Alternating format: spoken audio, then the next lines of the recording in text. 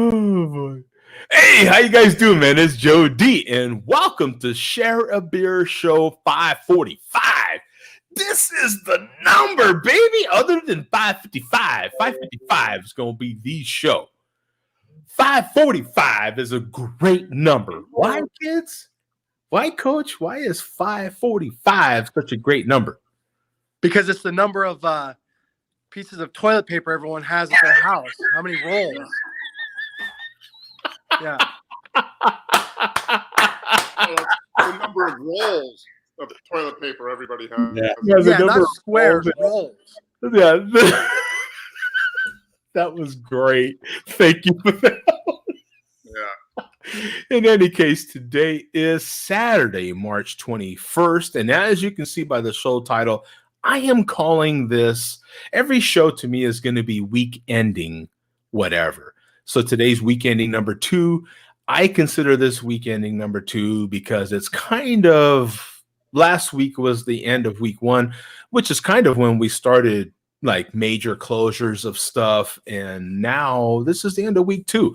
Where are we at? It's kind of our report card of the past week, you know, gives us somewhere to like, hey, what was the past week like? So it'd be kind of curious to see in all our different areas, get a little report card, if you will, of a timeline of what it was like for us in our different areas. I think this is great. We've always been the social distancing type of show around our virtual pub tables. So this is a great thing. You know what I'm saying? Social distancing for over 10 years. We've been practicing social distancing that needs to be another glass. We need to get another glass that says practicing Share a Beer Show, practicing social distancing for over 10 years. Yeah. We were way ahead of the game. Boom. Tell them, bum. Yeah, well, so you don't have to reprint the glass every year. Just say since 2009. Yeah, okay, there you go. Thank you. Yeah, in saving money. Social distancing since 2009. Yeah, we've been practicing this, and we've got another guy in here that has been practicing social distancing as well. I'm going to post a link in the chat, and if he wants to jump in here, he's more than welcome at all times. Rajay is in the chat. Cheers, guys. Let me pop his comments up here. Cheers, guys. And then this, like what week 1 for us here. Yeah, it's to me the end of week 2. We started seeing closures of stuff, and you know, on last week's show we were talking about different things that were happening already. But we're getting National Guard dispatched in parts of our areas. I would love to hear. Coach, where are you at? Is there anything going on, man? I'm in Las Vegas. The strip is pretty much non-existent right now, so it's a little weird over here. I'm surprised that it's maintaining as well as it is, but the panic has definitely started to set in. Still don't understand the toilet paper thing. I'm a little pissed off about that. How much toilet paper do you have? I'm running low. That's why my face looks like this. Exactly. I'm holding one back as we speak, right? I'm prairie dogging as we speak right now. Yeah, prairie dogging. Yeah. I'm turtling. What's the other analogies we can give there? What, huh? You're Frankensteining around the house. Duckworm. Yeah. Duckwaddle.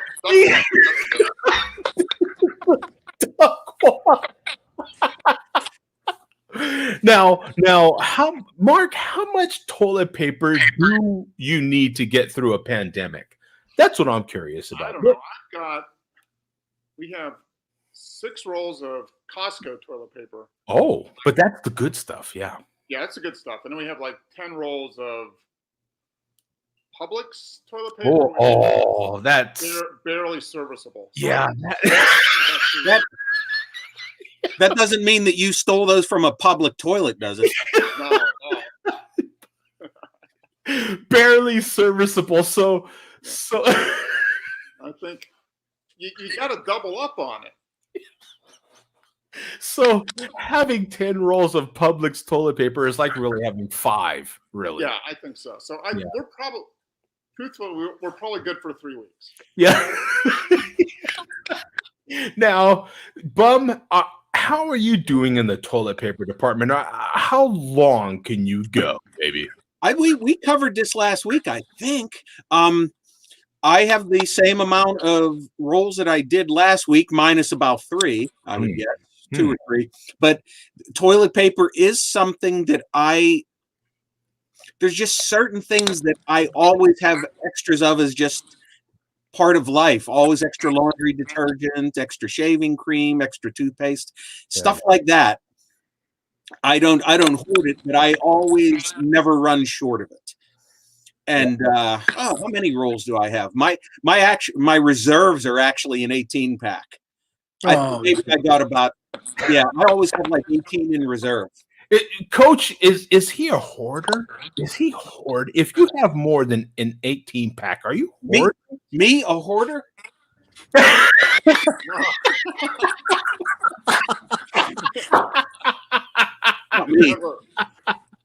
Never, right, Mark? Never. No hoarding here. Bum, I too have a butt that needs to be wiped, not just you. So, yeah. So let me go to the comments. Rajay says, "Thanks, buddy. I'm actually making a roast right now. Not bragging, popping my shirt a lot, but I'm not bragging.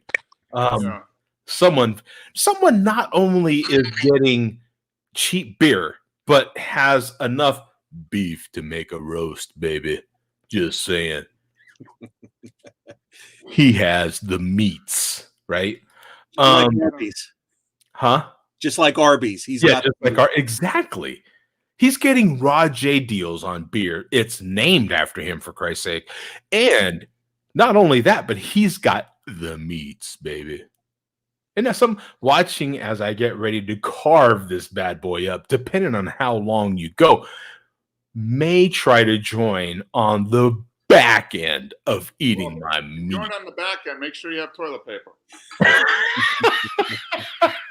You're going to need it eating all that meat. Now, did he get potatoes too? He's probably got potatoes and carrots and onions in there. All the things we can't get. He probably even got some, Lord knows you need, what's the beef broth. He probably has broth and all these other hoarding type of things. Joey says, "I've been practicing social distancing all my life, and she still won't stop calling me." I've resorted to wet leaves outside instead of toilet paper.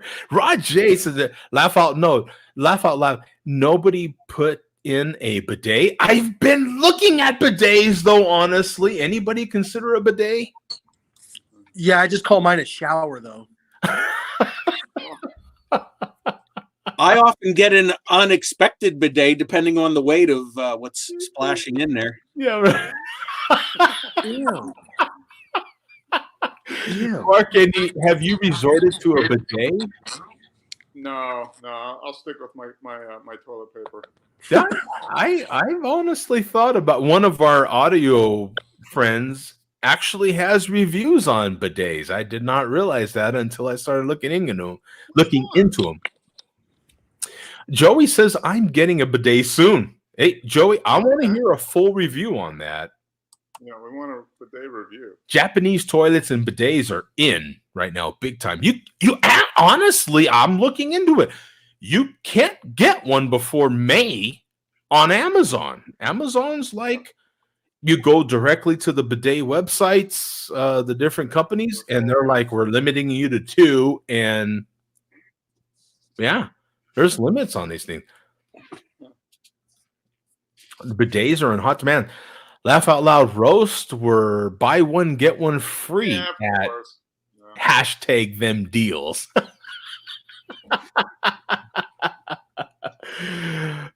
Mashed potatoes and Italian cut green beans, man. He even has a selection of stuff. Yeah. So he's getting Raw J deals on beer. And he actually has meat, potatoes, green, different, selections of greens. I know where I'm going for the zombie apocalypse. I'm going to Rob J's house. I'm saying that's I'm going to Kentucky, my friend. That's what's up. Now, I am really. We're going to get into this. A couple more comments real quick. Joe, how long are you going to be live for? Yeah, that's the question. At least another hour. I can tell you that. At least another hour. Does he mean on the show, or yeah, on the show? Lifespan for all of us. Oh yeah, lifespan. Who knows, man? But the big guy up there knows. I have no idea. He's keeping it a secret. Talk to him.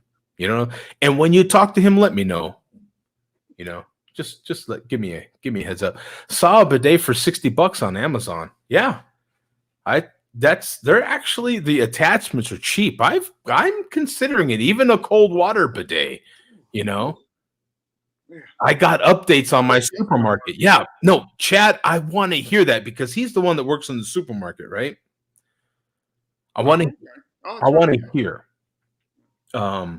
My supermarket that I just went to today had major shelves empty, but some of the shelves that were empty last week had some stuff on them today, which tells me that we're starting to get a little ahead of it, which is fantastic. Well, once everybody goes out and does that initial surge of buying a bunch of stuff, then they can catch up a little bit. Yeah. So does anybody, Bum or Mark, do you guys have no charge? Anybody have any sort of timeline since last week's show that you would like to share with us on what transpired in your area or anything that happened with you this past week? You want to go first, Mark? Sure, I'll go first. Not really day by day, but I went out. We had the week before, so what would be last Friday, Thursday or Friday, I went to normal Costco and bought a few extra days. I'm like, okay, we're good for the weekend. So I waited Saturday, Friday, Saturday, Sunday, Monday, Tuesday. I went out Tuesday morning to the local store, so the Publix. I went to Aldi and Trader Joe's, and they were out of a lot of stuff. I mean, the Publix meat case was pretty much wiped out. The only thing left in the fresh meat was, filet mignon, most expensive stuff. Everything else was gone. They still had a lot of frozen stuff, but soups and that type of stuff were gone. Oh yeah. And we didn't need a whole lot, so I just got a little bit. And then on Thursday, I said, okay, I'm going to get up. I'm going to go to Costco. And I went they opened up at 10, so they changed their hours. They used to open up at 8. Now they're opening up at 10. So I got there at like 5 after 10. The parking lot was 3/4 full. And what they had done is they had set up a line.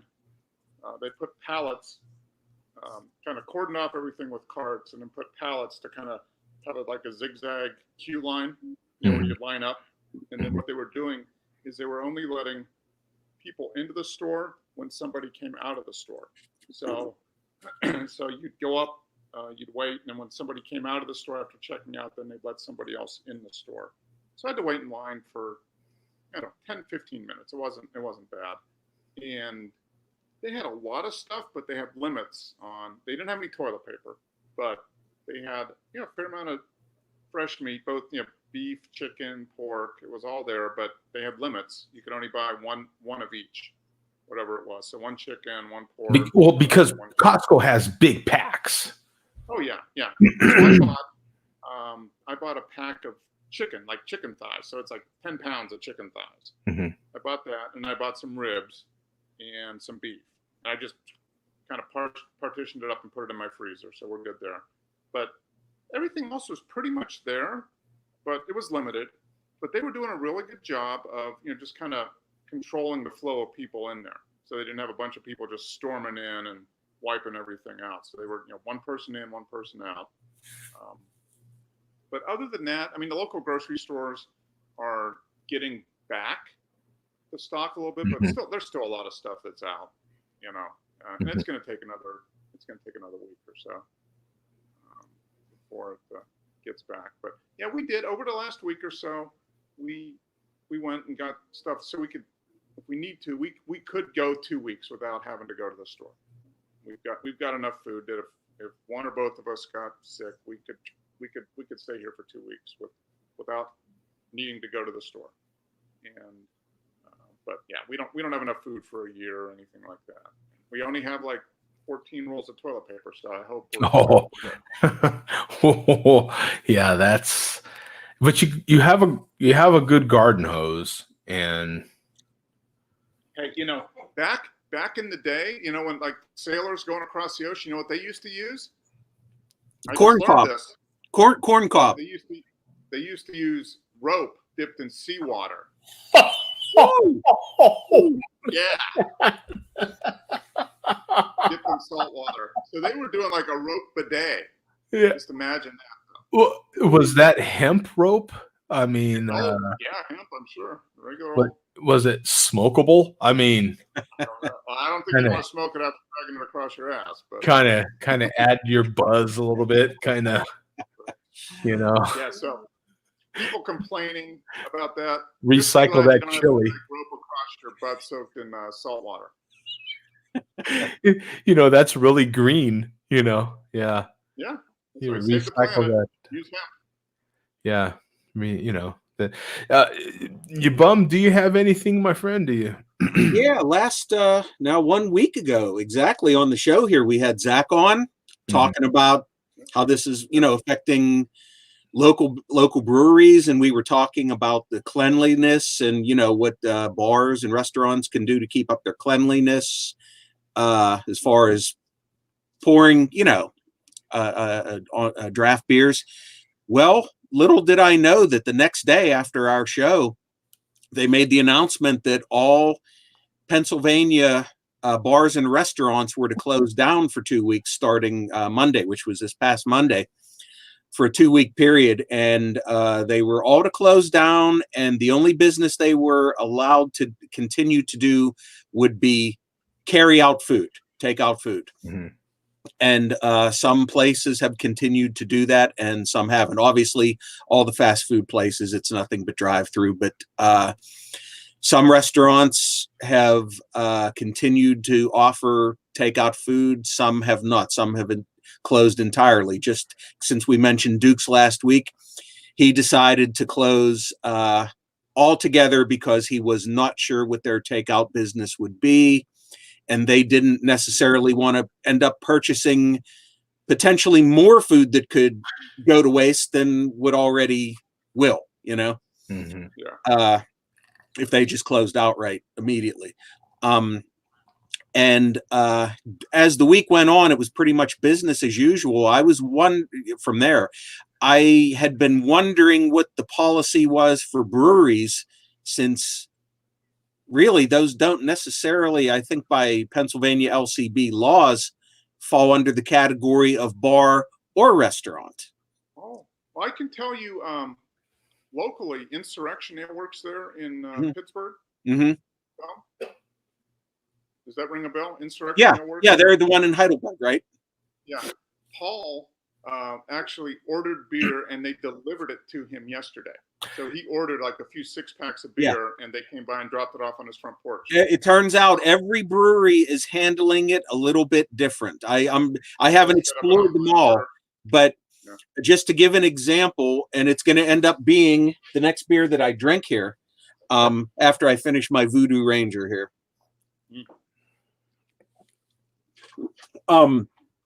Inner Groove Brewing, whose T-shirt I have worn in the past. They're only 3 or 4 miles from me. If you go to their website, they actually have a very, very interesting setup. They have a crowler machine. They don't can their stuff in 16-ounce cans, but they have a crowler machine. If you go to their homepage is filled with all the vital information. What they are offering is curbside crawler delivery service. You either download the app and pay in advance by the app, or you do it the old-fashioned way and call their landline phone number, and you pay by your credit card over the phone. They take your order and you pull up to their curb and they deliver your order. Oh. And with that said, I'm going to open up my crawler of Lay and Low Porter from Intergroup. Oh, cool. Very nice. Yeah. They're offering 2 crawlers for $22. That's not bad. Yeah. I've had this beer before. Excellent porter. But I feel really, really bad for these small businesses. I mean, obviously this can't be helped, but it just sucks for them. Intergroove has not even been open a year, I believe, and then this happens. No, it's tough. We've today we went out and got some. We have a little Mexican taqueria that we go to for tacos and that type of stuff. And normally we just go and sit down and eat. Well, they have that, but it's really limited. So we just did takeout. I just called them and paid for it online. They have a real good website and picked up and brought back. So So as the week went on, if they can do that, they're doing it. Yeah. And, did you see? I've seen on Facebook Chain Reaction, Zach's business. They're doing limited hours, so they're like from 2 to 6, but they're doing pickup and takeout, so no seats. So I don't know what the specific restrictions are in Colorado, but it sounds like probably only Zach's in the chat right now. So okay. Whoops. We're starting the show Sounds like shortly. they're doing the same thing. Yeah. They're just doing call ahead and they'll prepare the crawlers for you. And in Intergroove, their food trucks continue to be there outside the brewery, which they always are. So you can get yourself a growler and pick up some food and take it home. What about you, Coach? What do you have any sort of timeline or anything you want to add to this conversation? No, I'm just still pissed off about the toilet paper thing. So, Toilet paper. Yeah, that's all I want to add. Thank you to my fellow man for just being so great. And when your front door next tomorrow, it's just great. Hey, everybody's getting sick, so let's go buy toilet paper. Yeah, I've lost faith. I'm sorry. The next Red Hats are going to be bringing back toilet paper again. Oh, that's a great idea, Joe. Joe, I think you just came up with a money-making idea. Hey, that's actually a stroke of genius. Bringing back toilet paper again. No, I'm not joking. Yeah. That's what's up right there. We have Zach popping in right now. Hey, Zach, do you have anything to add to this conversation as far as a timeline from a small business point of view? What do you have to add, man?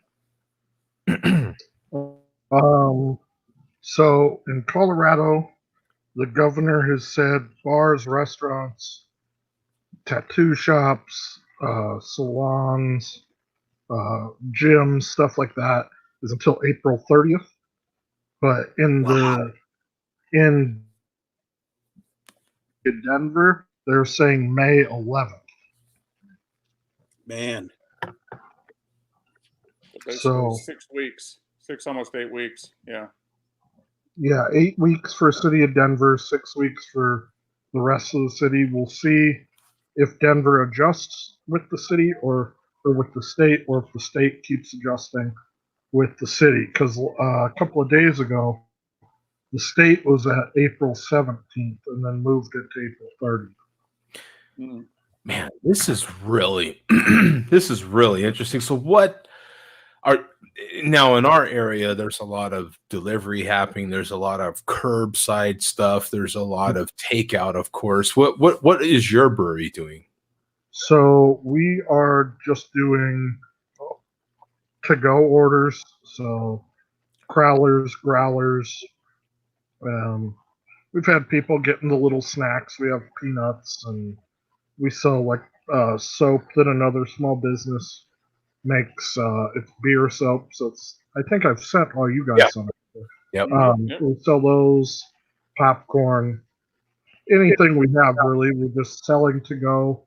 You can leave a message on the machine or email one of us, and we'll have it ready. Or we kind of streamline one in, one out, one in, one out. Get the orders rolling.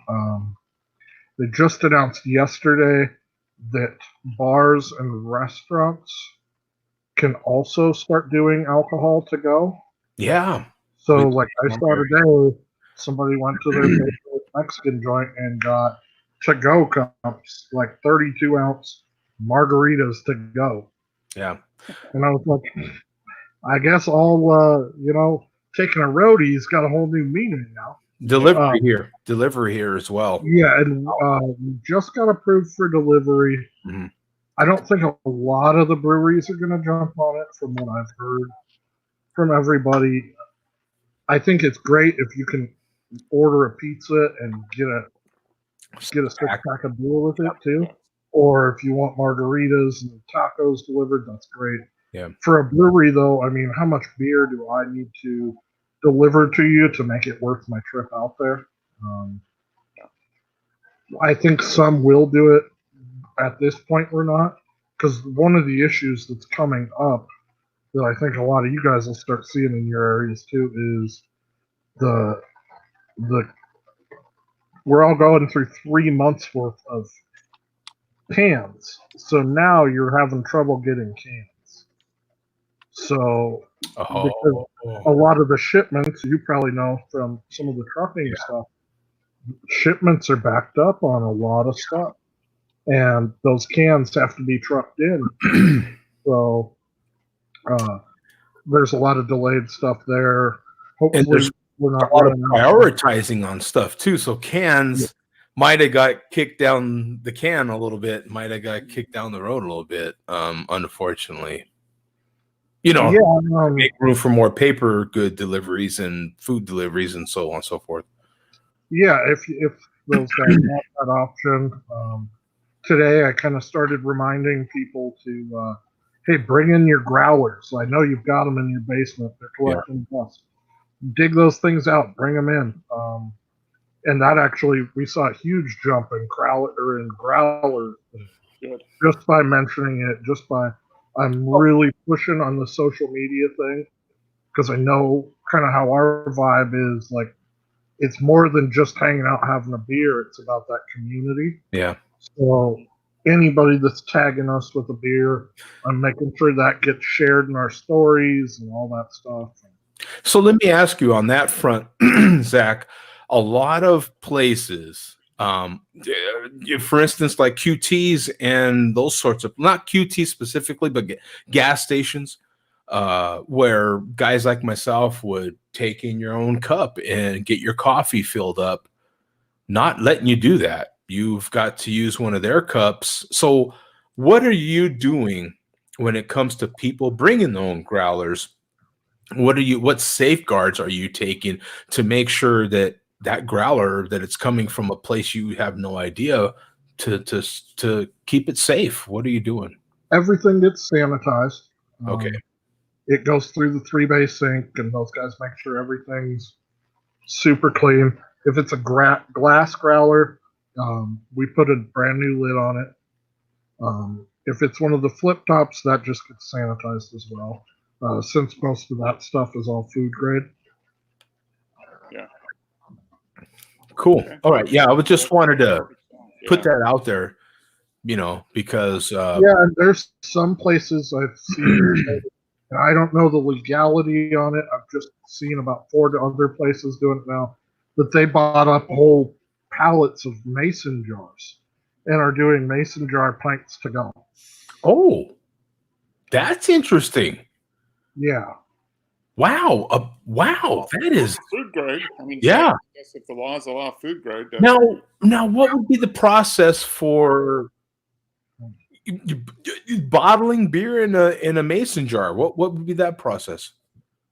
Like I said, I don't know how the legalities, because like the crowlers and the growlers, they all have to have that Surgeon General warning on it. Yeah.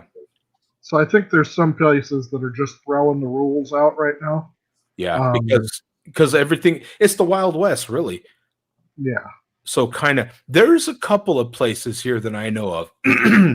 Now, it started out earlier in the week as a voluntary thing. By Thursday or Friday, it was mandatory. I think it was 8 p.m. Thursday. Mandatory. Shut down, takeout, delivery, drive-through only. Yeah. Some places are like, you're going to have to come down here and shut me down. Like, and they're still letting people sit down and hang out in their bar till this is Arizona, man. I'm telling you. Yeah.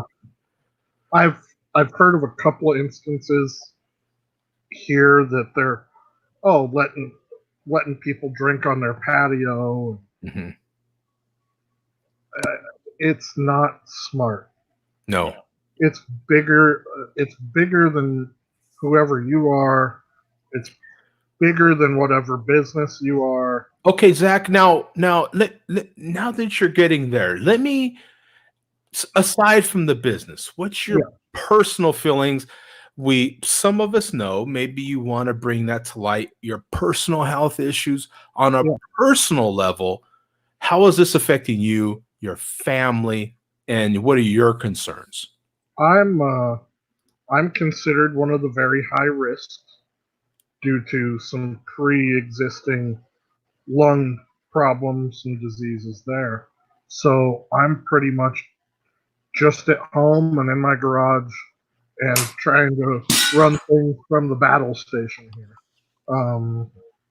And then luckily I've got a really good partner in the business that can handle getting all the beer out. And then my wife and I, we stocked up on the freezer, and we kind of said we were prepared to stay at home for about 4 weeks. Oh, okay. So I got fish, and we grind all our own beef anyways. The kids, my oldest daughter, she's in first grade, and she's homeschooled now because all the schools are shut down till at least April 30th. But our county that we're in has set up a remote learning thing to where she gets on my computer for a little bit, and the teacher has a lesson plan and every day, and we do that, and it takes about 2.5, 3 hours. Awesome, man. Well, thank you for sharing that, Zach, because I was just concerned. I was just wondering what. It's a scary world out there, man. Yeah. And it's tough because you got a lot of friends wanting to, hey, can I bring you something? Can I do anything for you? Sorry. And it's like, well, I want to see whoever you are, but right now, this thing's so hard to track. Let's just hold off right now. Let's just. Yeah. Well, and it's so hard to track if you don't know if you have it for so long. And the thing of it is, what about you, Bum? The thing of it is, it's not necessarily you're a nice guy, right? But I was telling people at work, at least this week, if you don't know how far to be, if I farted right now, how far would you feel you needed to be not to smell that fart? Like that's the distance you would need to be. You need to be outside of a fart distance, right? Yeah, that's a pretty good analogy. I like that. You've got to get that on a bumper sticker or a hashtag. Stay a fart's distance away, please. Joe's coming up with a gold mine tonight. Were you listening, Zach, when he came up with the next wave of red hats? No, making toilet paper available again. Yeah, we're bringing back toilet paper again. And please stay a fart's distance away. How far away would you need to be not to smell this fart that happened, right? Everybody can relate to that, right? I think everybody can. They're like, oh, I get it now. Like, I had my first customer this week, Thursday, that came out wearing a mask. Not offended by that in the least bit. It protected them and me. You know what I'm saying? I deal with a lot of people that are moving here on a daily basis, and I don't know where they're coming from. They don't know me.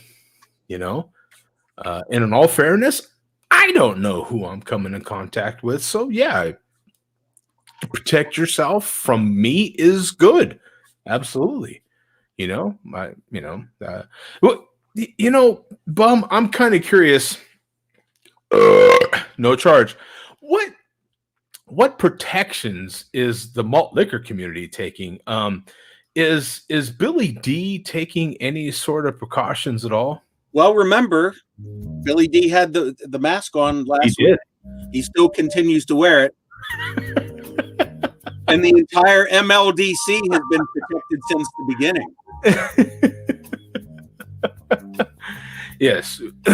This is a very defensive type of show, right? Yeah. Now, is there possibly anything, though? Can malt liquor, there's nothing they could do. They're going to be wiped out with this pandemic, aren't they? Well, I don't know. We kind of got away from the malt liquor report last week. I thought some of it we would pick up this week, although a few of the selections are a little bit outdated and very incorrect now. So we will let those go by the wayside. But I will say, according to Dr. Stephen Malturin, who we've heard of before, Dr. Stephen Malturin is the Surgeon General of the MLDC. Oh, wow. Yeah, and according to his most recent video, and this is a quote from him, keep in mind, not me, malt liquor kills coronavirus, Ebola, and AIDS. So that is a quote from the malt liquor Surgeon General. Yes. But it doesn't kill rednecks. What's that? It doesn't kill rednecks.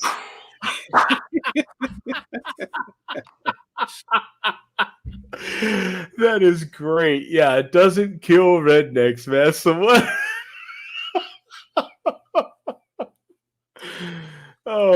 And I'm also going to make a personal announcement.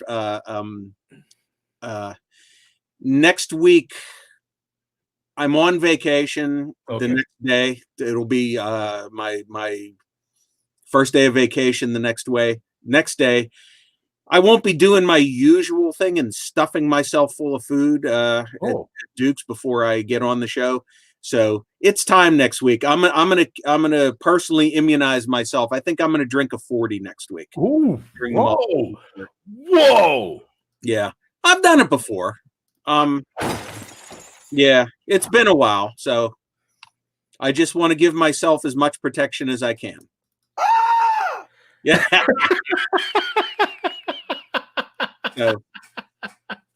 So that'll be coming next week. Okay. I think I'm going to do the Schlitz Bull Ice. I've had a few 40s in my fridge since August when I brought them back from Detroit. So probably next week I'll do the Schlitz Bull Ice. But anyway, you know what? I am truly, truly, truly sorry that Coach disappeared. Oh. I can only hope he's still watching. Oh, he's still watching. Okay, I hope he is. If he's not watching, next week we're going to have to direct him back to what we're about to play here. Oh, yeah. Whoa. He cut himself out. Oh. Wow. Huh. While he's still getting on, Mark, any update on what transpired there in the Cinderson mansion? Oh, did you see the crash? What? So, one of our two, share beer cats decided he would jump and kick over a lamp and break it. So, there used to be a lamp over here. Yeah, there did. And shattered. We heard the big crash and fall. Honest to God, I'm looking to see. There's nothing I could have. What the hell? I got live comments and I got private chat, and I went over to the private chat, and the next thing you know, I was gone. Yeah. Yeah. I was like, yeah, Bum booted himself out of the show. And it was an IKEA lamp. So next, we're gonna have to go to IKEA. So I don't know. Do they have? I wonder if they have toilet paper. You know what? They might. You never know. IKEA. Do they have IKEA? Do they have Swedish toilet paper? I wonder what Swedish toilet paper is like. Billy D. Does Billy D. have any info on Swedish toilet paper? No, no, he has no need for it. Billy D's had a bidet installed in his house for decades. Oh, he or she has had a bidet forever. Yeah. He figured even back then it would serve her the dual purpose of. No. I was just gonna ask, what setting does he or she put the bidet at? Yeah. Is that at the female setting or? Yeah, he's got the splitter there. How many people have looked into a bidet? How many people are actually considering a bidet now? Zach, are you considering a bidet? I just figured I'd get a garden hose. That's what. Yeah, we talked about that before with the nozzle on it. Yeah, exactly. Yeah. I've seen pictures of the redneck bidet where they take the shower head that you remove, and just put it underneath the toilet seat. And, that works too. So what does Billy D have for us? Yeah. I realized now looking at this thing, I clicked on the sign up free thing instead of private chat. Good God. Good God. Exactly. So anyway, as I was saying, Coach up until now probably assumed that his biggest enemies in the MLDC were either Vega or the chairman. Yeah. He's going to have a new most hated MLDC. Oh. 40 Ounce Fear. Oh. 40 Ounce Fear hasn't been too active so far this year, but he just did do a new video this week entitled Cyanide Crew Pandemic Survival Kit. And actually, he doesn't speak in this video, Joe, and there's music playing, so there's no need to play any audio. Just a picture tells 1,000 stories. Look at his setup there. Coach is going to be furious. Oh yeah, look at this. How many rolls are we showing in this video already? We're showing 1, 2, 3, 4, 5, 6, 7. I can imagine. Are those 2-packs or are those 4-packs? I can't. I'm trying to, but it is an abundance of toilet paper. Oh, it's wipes. Look at that. He's got these on top of. Yeah, he's got some wipes also. So he has got everything in this video that we want outside of the bandana and whatever is in that bottle right there. Cyanides. Yeah, we really have people been hoarding malt liquor? That's what I want to know. Yeah. According to the chairman, there's still plenty on the shelves for some weird reason. Now, this is an interesting topic, right? Because I would have kind of thought like alcohol would be kind of at a low, and there's plenty of alcohol available in there. Oh, yeah. Well, that's the continuing from the timeline, Joe. Here, this past Thursday, they announced that at 8 p.m. Thursday, all non-life sustaining businesses in Pennsylvania were to close. And at the same time that I got my crowler, I thought I better stop at the beer distributor. I haven't bought a case in ages. Maybe I just better buy a case of something, because I thought, well, beer distributors are going to shut down. Maybe to some people, but to most people, they're not life sustaining.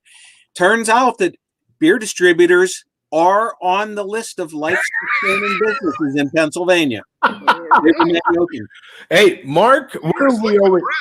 It's got everything you need. That's right. Yeah. Yeah. Speaking of that, I actually have a friend of mine that is doing I can't remember exactly what it's called, but it's the Belgian monk fast for Lent, and it's all he drinks. He's allowed to have beer, water, black coffee, and he's allowed to squeeze lemon into his beer. You know what? There's certain All beers that meet 44 all days. that criteria. Well, yeah, so it's just for whatever Lent is, 44 days. He can drink up to 6 beers per day. But I guess the monks originally did it with Doppelbock because they called it liquid bread. Right. Okay, we're going to get back to that, Zach. I want to get back to that because I have not had a beer that has all of that, including the lemon. The lemon was the weird one in there, right? I have not had Lemon is you can add, they say the rules that were established by the monks or whatever is that you could add lemon to your water or coffee or whatever because it gets you the vitamin C to ward off, what is it, scabby or something like that? Scurvy. Scurvy, yeah. That you have to have vitamin C. So they allow lemon juice into your thing. lemon and coffee. So you drink the beer, that brings you down. You drink the coffee, wakes you up, and then you puts lemon in to give you. I've got so many effing questions. No, okay. What's happening with? Okay, no, but we got to continue the malt liquor report. We're gonna finish this after malt liquor report because I've got a ton of questions on that note. Bum, what else do we have?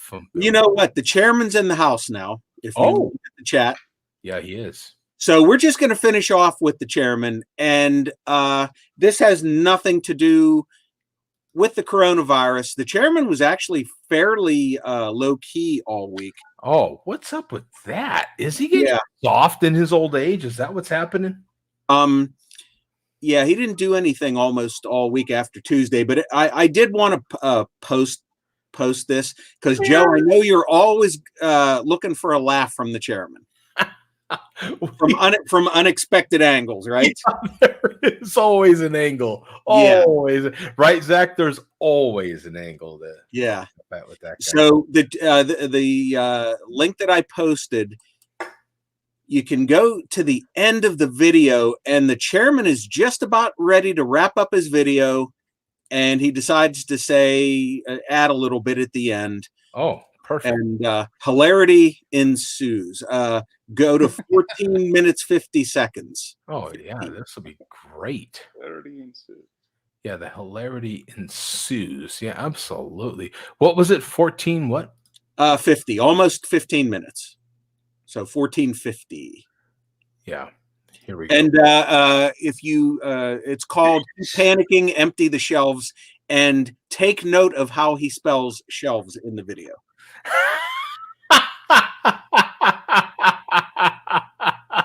That's the first laugh right there, right? And Eveles. Yeah, that is beautiful. And he finally got the money together here. Yeah. Now that red hat is the old one. The new one is bringing back toilet paper again. That is obviously the new red hat. So this one's outdated. We can see that already. Here we go. And a leech to society. And now the first note right off the bat is look at the eye hole here, kids. Look at that. Look at that.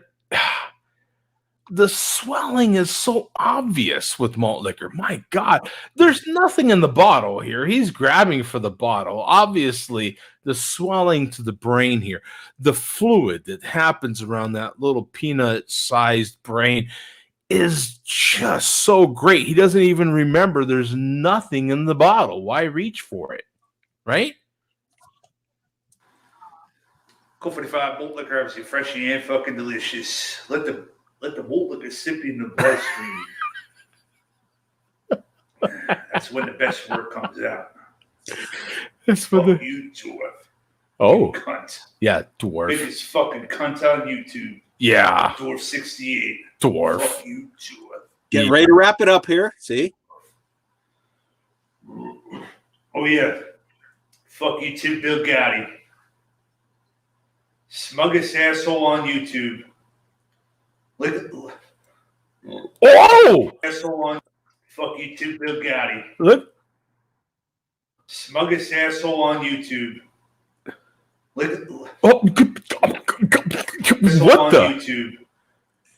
Look. What the? Smuggest asshole on YouTube. Look. Asshole on YouTube.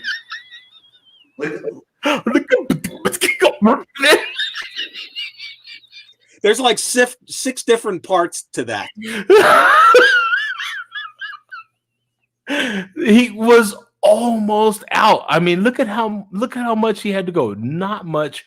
He was almost out, and then that happened. Yeah. Look,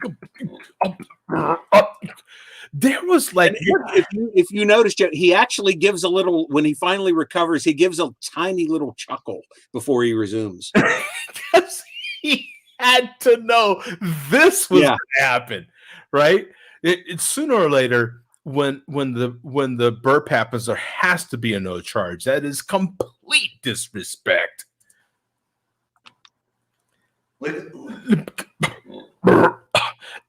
And there's no charge there. That is just absolute disrespect. Lives in the fucking camper. It thinks every fucking meal is. Oh, you smell it. You smell it. Oh, this is fucking delicious. Every fucking meal. Fuck out of here, Bill Gotti. Is that how that Camaro got so green? It was just all the puke? It is, actually. It is. That was an absolute great one. Lives in the fucking camper. Oh, yeah. Fuck you too, Bill Gotti. Look at this. Here it comes. Smuggest asshole on YouTube. Here it goes. Smuggest asshole on YouTube. Look.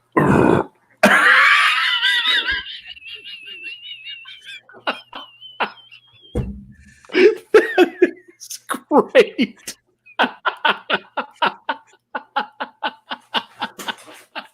I absolutely love that. That is awesome, right? that was timed perfectly with the chairman himself being in the chat. It was actually. It was. So hope the chairman's here next week when I immunize myself against all the bad stuff and all the good stuff. Maybe in my his comment, I ain't buying the new hat. Yeah. Well, you will sooner or later. It's the official hat of us. Hello, duh. Like you gotta buy it.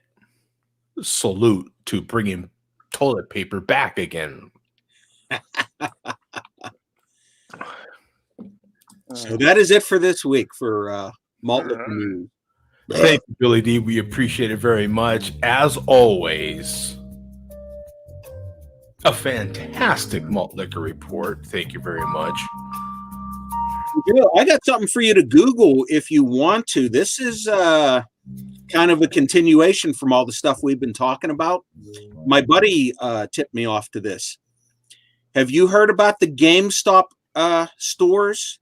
No. The national chain of GameStop stores? Oh, yeah. Yeah. Google it, Joe. The owner of GameStop is ordering their stores to stay open, even in states where they should be realistically be shut down, because the owner and managers of these stores are worried. But the owner is saying these fall under the category of essential businesses. Oh, look at this. Yeah. You have here, coronavirus has led to many stores closed. Oh, GameStop stays open during coronavirus outbreak. I gotta admit, I'm reluctant to play this because I have anybody that Mark and Bum know. Literally every day, one of my videos has been getting nuked by Google. Oh, Yeah. I wouldn't. I'm sure there's plenty of headlines on there you can just click on and read without playing a video because it's. I've heard Hobby Lobby release some whacked out statement too. Oh, about really? staying Yeah, open, that's which surprising. makes sense because Hobby Lobby's a bunch of fucking nutcases. Really? Yeah. Oh, Yeah, yeah. you'll have to try to search it, but yeah, I Okay. heard it's something weird. Non-essential retail stores to close during Corona. Not much more to this story. This is more a video related story right here, but I guess he's just deciding to see if somebody's going to push him on it, whether it's. Well, that gets back to what you said about it being the Wild West, and certain businesses are just ignoring it and say we're going to do what we want till you force it. right. No. Well, I don't get the understanding, or what's the reasoning with the video game thing? Well, Because aren't they're- most video games, like, I don't play that much anymore, but don't you just turn on the machine and you download it to the machine? they're claiming, and I didn't know this till I read a couple of the articles, that GameStop as a business goes beyond video games now. They deal in other, I guess, hardware and software that allows people to do things, via computer, not necessarily games, but businesses, business related stuff. And therefore that makes them an essential part of. I have a feeling that there is another store that sells eggplant shaped objects that GameStop will go choke at. That's an essential, It's right? essential, yeah. I am complete agreement with you. Especially in a new era of social distancing. Yeah, that is essential. Let me get to some of these comments because I wanted to make sure to get to Chad's comments specifically because he actually works in a grocery store. So I want to hear what he has to say. Let me see. He's asking here. We covered this one. He says, I've got updates on my supermarket. So the supermarket I work at in Massachusetts is Hannaford's. Hannaford's. Did I say that right? Joey says our dollar stores are still pretty filled. They just close early every day now, which is really annoying. You know what? I've heard that about dollar stores, actually. I have heard that dollar stores are kind of that secret place to load up on canned goods and so on and so forth. They've always had that sort of thing. Mm-hmm. And for your diehard dollar store shoppers, they're making out like a bandit, still getting bargains on all your canned goods. I literally forgot about that till I seen Joey's comment. Yeah, one of those secret little places or just one of those places that's kind of off our radar, maybe. A lot of people are thinking about the obvious. What about Sam's Club? I'm not hearing any Sam's Club. I'm hearing Costco buzz, but not Sam's Club. Aren't those the same fucking thing? They're the same thing, but I'm not hearing a lot of Sam's Club fights or whatever. Probably the same thing. There's just a lot fewer Sam's Clubs than there are Costco. That's true. Yeah, that's true. 10 times as many Costco's as Sam's Club. Yeah, I should be playing this sound effect for the Sam's Club, possibly. Maybe that's more what it is. So Rod J says New Jersey, 5th state to go into full lockdown mode. Yeah. Which is sad, but a cold, hard reality, right? Yeah. Well, considering they're right next to New York, which has been in lockdown, yeah, that's kind of whatever New York does, New Jersey is probably going to follow. It's same thing with California. Whatever California does, you can bet your ass that's what Oregon's going to do, and that's what Washington State's going to do. More than likely, whatever California does, more than likely, that's what those two states will do. They're going to follow right in suit. Chad says now starting tomorrow, all deli service cases as closed and seafood service cases are closed. Only grab and go will be available. Yeah, at my store, they will that I shop at, they pre-slice a lot of stuff and then have it as a grab and go type deal. Yeah, that makes sense. I guess the seafood I noticed last week was closed. It was shut down. So that makes sense. He has more comments. Front send registers are getting shields, maybe plexiglass to protect cashiers from customers.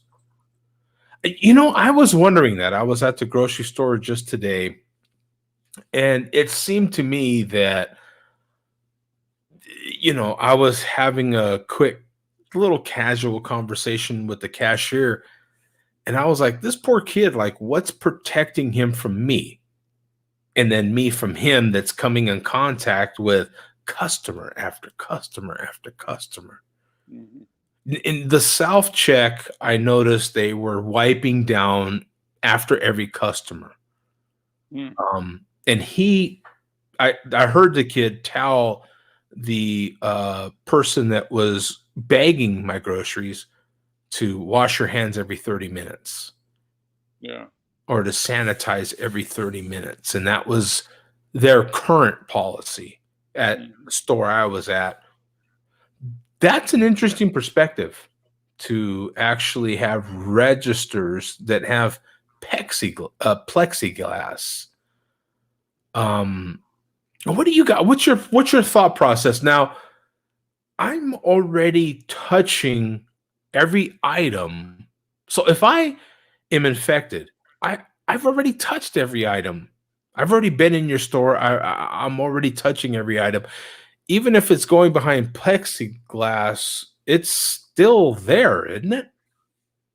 And if that person is only wiping their end of things every 30 minutes, how much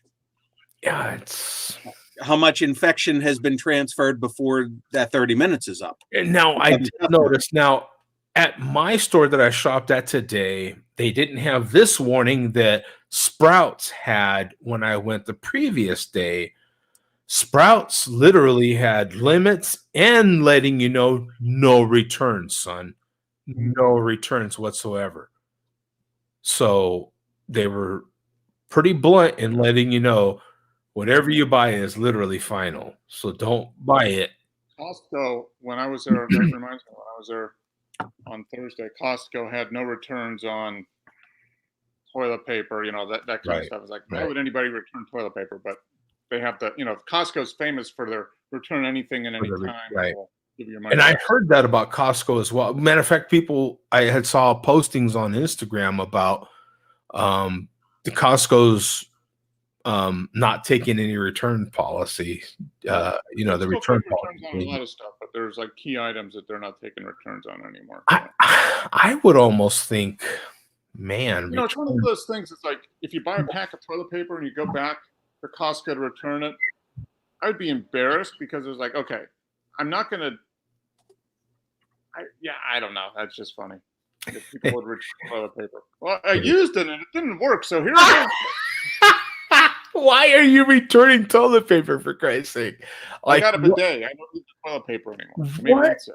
What would be your how many toilet papers, how many rolls come in a pack of Costco toilet paper? Is it 48? 1, 2, 36 or Depends on the pack. I think it's 36 or 40. Is it 36? I think it's 36. Chat says I have a video that somebody did the math. I'll send it to Mark through Facebook. Okay. So chat says the company said no one is losing hours. In fact, every part-time from now until May 1st gets $1 raise, and full tiers get $2 raise until May 1st, starting tomorrow. Well, that's great. Now, I know in my immediate area, that's another thing. All the grocery store chains, all of them are like, pretty much show up, we'll give you a job. Like, we need people so bad. You know, if you're out of work, you find yourself laid off, whatever, show up. We're going to pretty much employ you. Amazon put out a statement this week as well. That was one of the big ones. They're hiring 100,000 new employees nationwide, and they raised their current employees $2 an hour to try to retain them. So there's a lot of that incentive going on. Zach says hi. Say hi to Zach. Rajay said our breweries are doing curbside pickup and even deliveries in some areas. Chad, our store is smaller, Hanford's, and the last 2 Fridays our store did over $100,000 for the day. 2 Fridays ago it was 160 grand, and yesterday it was 140 grand. Wow. Yeah, I mean, it's dollar bills, man, for a lot of these grocery stores. I mean, so they have all the incentive in the world to hire more people and keep that revenue going, baby. This is what grocery stores have been dying for. Anything to keep up with Amazon and Walmart. Walmart has been killing them. Well, all our grocery store chains, Publix in your area, and all the Kroger affiliates, all the Albertson Safeway affiliates, they have been dying for people to just shop at their stores, and here we are. You know what I'm saying? So this has actually really helped the grocery store chain business, right? If you've had your ear to that sort of business, they've been hurting for a long time. It's funny that Bum mentioned PA because I saw Victory was doing 3 crowlers for $10 today. Oh, no kidding. That's a Raw J deal. That's another he's bragging again as he's slicing his roast. They are over on Eastern. Yeah. Tom said, "What's up, guys?" Victory's close to the chairman. The chairman will go over and get some tasty craft beer. Exactly right. I'm gonna have to take a 2 and 2 break. I'll be back in 2 and 2 here.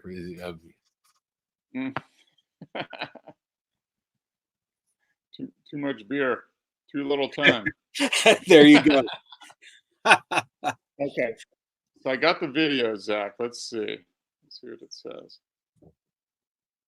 Wait a minute. So here it is. Go to Costco, big huge thing of toilet paper. Okay, 30 rolls. 30 rolls. Now, each sheet has 425 sheets a roll. That is 12,750 sheets. 12,750 sheets. That means 20 sheets per shit. 20 sheets per shit. Down to 637.5 sheets per case. So if you use 20 sheets per shit, the Costco roll of toilet paper gives you enough for 637 and a half shits. I don't know what you're gonna do with half a shit, but that's funny. So people, and I literally saw people 2 weeks ago rolling out with like 3-4 cases of toilet paper. So literally, that is a lot of shit. It's like a whole year. In that video, he goes on about like what it would be for a family of 4. Yeah. And that is 45.5 shits. 45 and a half shits a day. So a person got 4 cases of toilet paper for Costco, has a family of 4, quarantined in their apartment 14 days, would need to shit 180. So he said, if the person grabbed 4 cases of Costco toilet paper for a family of 4 for a quarantine of 14 days, they'd have to have 182 shits per day. Use up all the toilet paper for 14 days. That's crazy. 2 times a day. Purchase 20 sheets per shit. Now let's all calm down. Let's all calm down. That's funny. That's good. Yeah, that's a lot of toilet paper. Continue with the comments. Broad J said that we can also still go to our beer stores as well in Kentucky thus far, although different across the water in Cincinnati. Chad said this Tuesday, Wednesday, and Thursday we're opening doors from 6 a.m. to 7 a.m. for seniors. They did the same thing in my area. They opened an hour earlier, and they were literally checking IDs, just no charge, just for seniors. Early morning shopping. What was hilarious about that in my area was the lines were so long,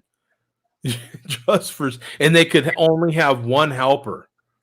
And they were strict about it, and the lines were so long it lasted until the opening time for everybody, and it was on after that. Like, it was kind of crazy, but yeah, they did the same thing in my area as well. Did they do that in your areas as well? Open an hour early for seniors? Yeah. Yeah, for us they did. Yeah, They still do. Yeah, some stores here are too. Yeah. We have early hours here as well, Chad, for older and at-risk people. So yeah, sounds like a similar thing in all our Now, areas. I just kind of wish I was 5 years older, because I'm really close to being able to pop into as a senior. Yeah, me too. Close, but no cigar, right? Yeah. Yeah. Hey, Palm, are you a hockey fan? No, I mean, I'm a fair weather hockey fan. I thought you might be a Penguins fan, but I have this weird theory that for any of you guys that like hockey, that Wayne Gretzky is actually behind the coronavirus because he needed to slow Alex Ovechkin down on the goal record. Oh my God. Oh. I'm not a hockey fan, although I do have these cans of Labatt's these Penguins cans this year. So there you go. But that's the collector in me. But I'm not a hoarder. I'm not a hoarder. Exactly. I'm a collector. Toilet paper. You collect toilet paper. Yeah, right. I'm not a hoarder. Yeah. They're not dolls. They're action figures. Right. Today we had both. Today we had at both entrances roughly 15 plus customer waiting to get in, and customers in their car. Rajay says, I am wondering how they will treat the spring breakers coming back, or if they will all have to be held up first. They should be held up first. Yeah. It will, in like some of the schools that I'm seeing when I drive by some of the schools in the different areas of the greater Phoenix metro area are off till further notice. My sister said that in her son's school, they literally canceled the rest of the year.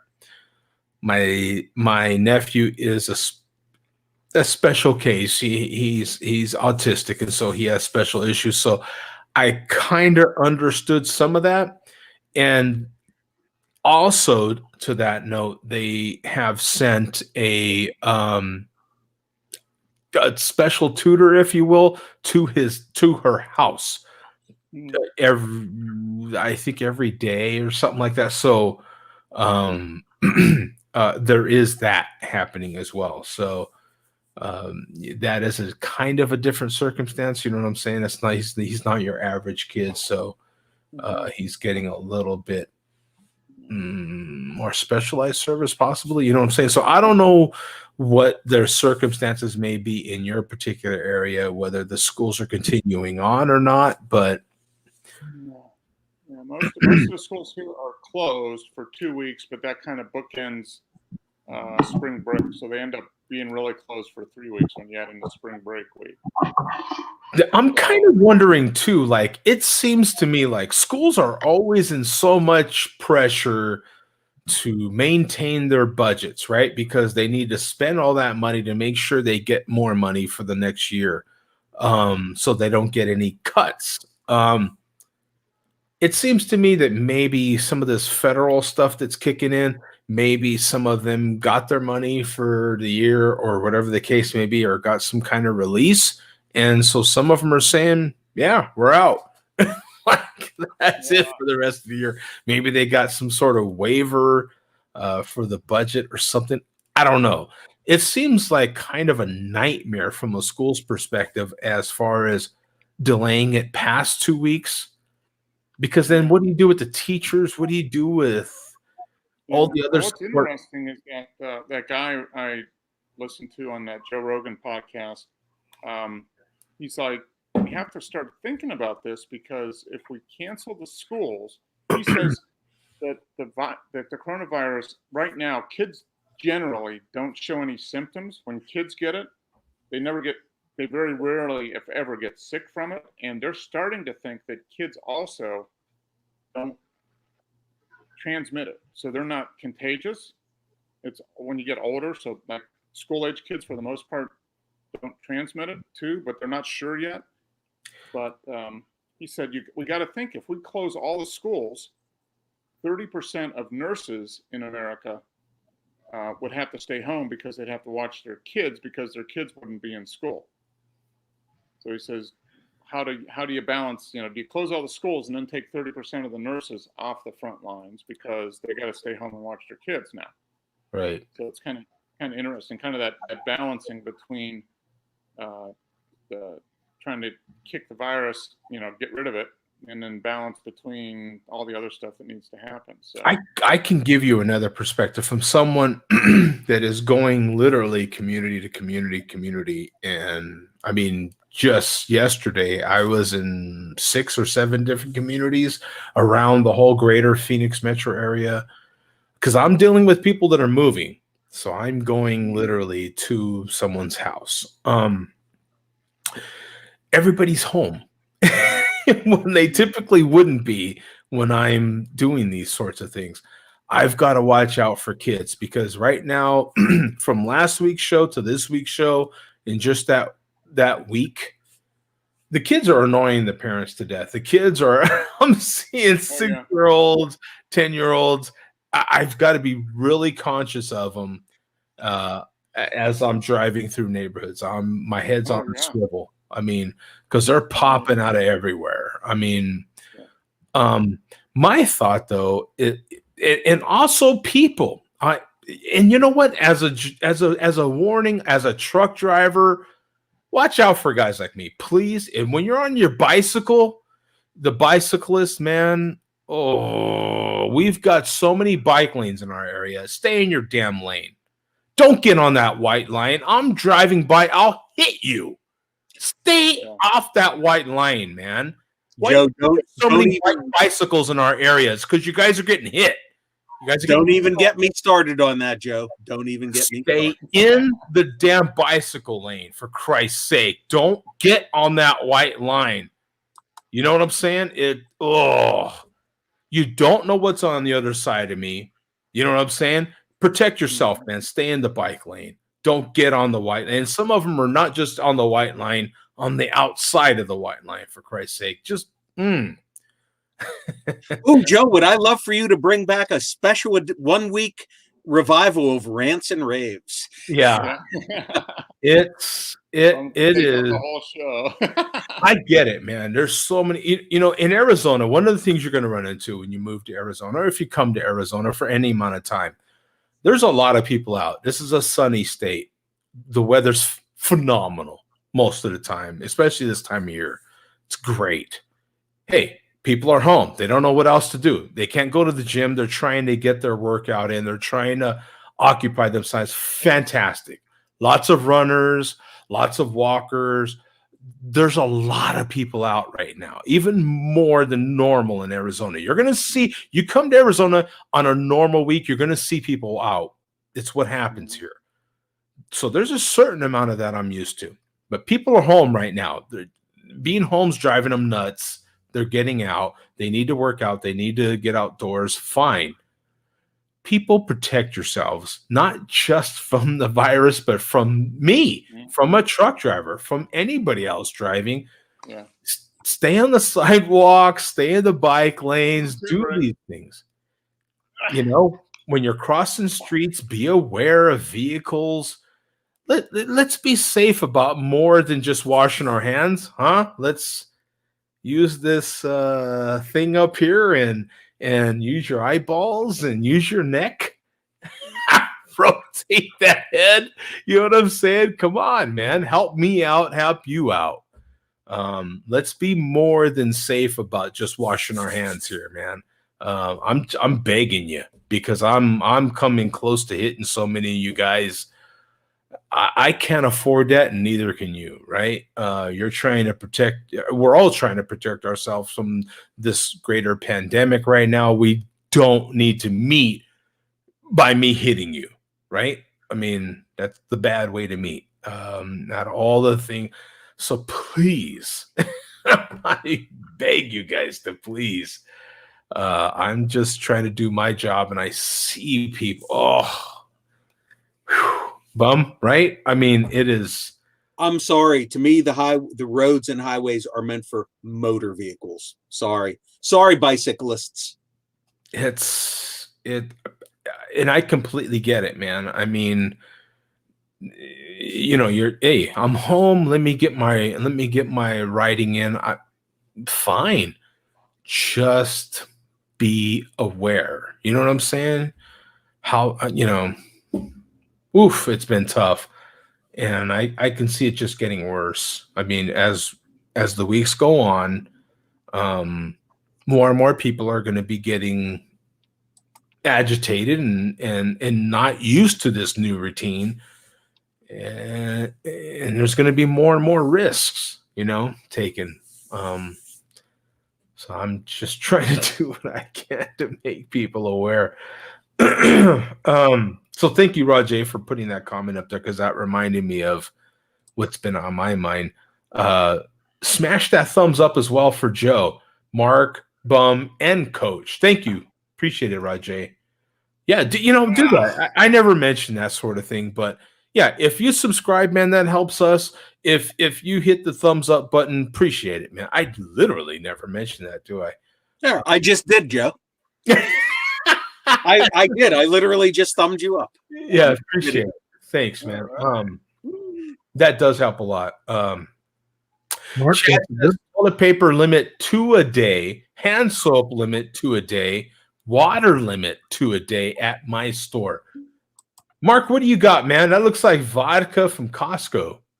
It is Costco French vodka. French vodka. It's supposed to be. Is that good advertising right now to advertise French anything? I mean, oh, come on. Is that fresh Corona in that bottle there? It's probably better now to advertise a French product than it was on September 11th. Yeah, that's true. Yeah, that's true. Yeah. Remember Freedom Fries? Yeah, Freedom Fries. Yeah. This was $19 for a 1.75 liter. Oh, dude, it is the best value, and actually the best vodka. It's some of the best. I didn't even notice this. I haven't bought this vodka in a while, but they put the bottom of the bottle has red in it, so it kind of shines up through. That's kind of cool. Oh, that is cool. Yeah. I've never noticed that before. So if you had a light underneath the shelf, it would kind of shine up red through the vodka. That'd be cool. So Rajay says, let me get to some more of these comments here. We have some breweries even doing various keg sizes as well. My friend in Wisconsin said his role playing store is closed, but they'll deliver games and stuff like a pizza delivery instead of waiting for the mail. So if you want the latest Dungeons and Dragons, they'll deliver it to you, huh? Yeah, they're going to deliver it to you. Yeah. Oh, is that okay? Is that the kind of role playing we're doing? Exactly right. Yeah, we immediately go to something pornographic, but there are still people playing Dungeons and Dragons. Oh yeah. I'm drinking Rutland beer. Wrong, Mark. Works second like IPA. Coach said, gotta go, making room for someone else. Stay safe, brothers. Craft beer. Thank you, man. Appreciate it, Coach.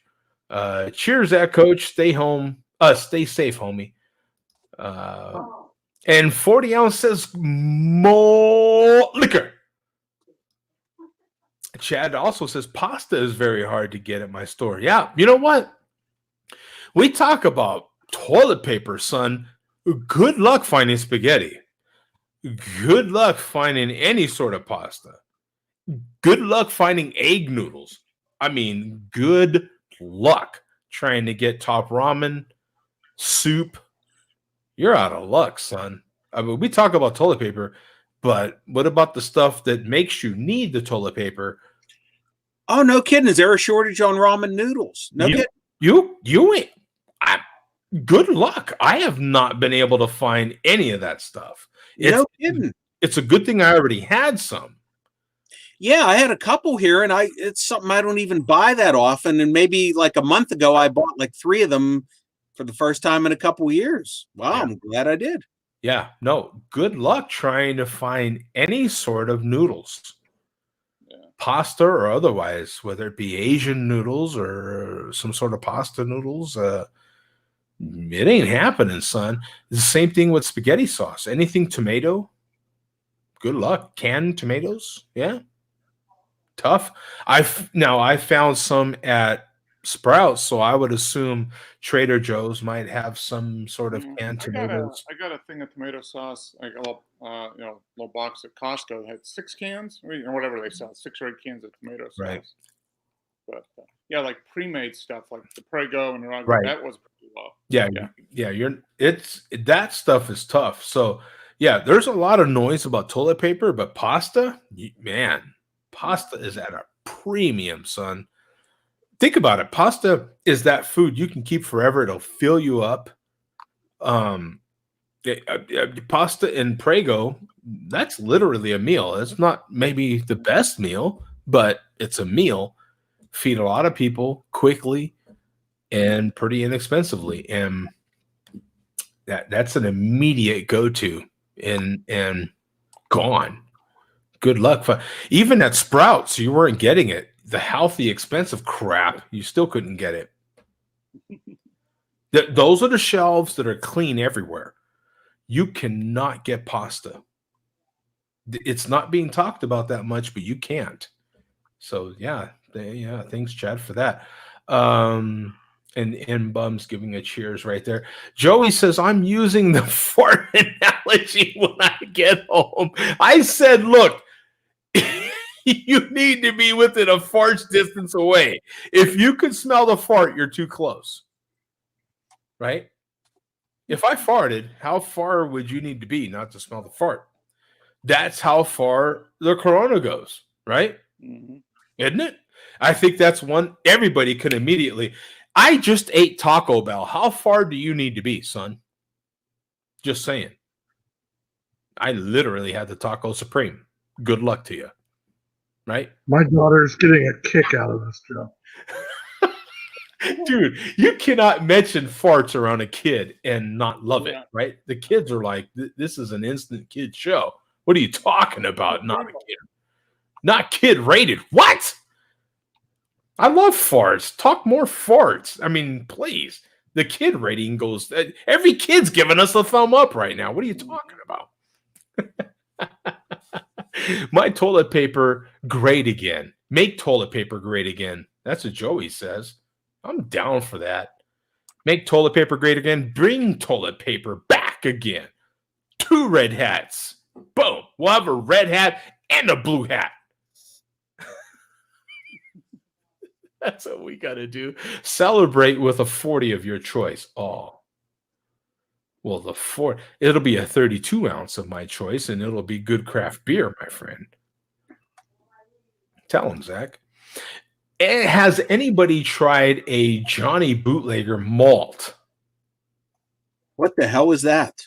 What is that? Yeah, what is that? Okay, I gotta look this up. Johnny Bootlegger. What? Yeah, there it is. Johnny Bootlegger. What is this? Is an adult beverage sold in gas stations across the Southeast? It has the consistency of cough syrup, contains 12% alcohol, and tastes like someone soaked a urinal cake in purple Kool-Aid. Now that's advertising. That's that is. advertising. I'll take a look next time I go into a it's probably not sold at Quick Trips. What do you think, Jeff? That is literally the description I just read to you. Johnny Bootlegger. Oh my gosh. Okay. That is hilarious. How much is Johnny Bootlegger good? What does Johnny Bootlegger taste like? Like a urinal. That is hilarious. Johnny Bootlegger, the taste is a jailbreak. It's busting out. It's like biting into a slightly underripe apple, but sweeter. It is a favorite of many because of its refreshing bite and delicious apple taste. Let's get a look at this Johnny Bootlegger stuff. This guy's got me curious. Whoa! What is happening here? What? No, this ain't it.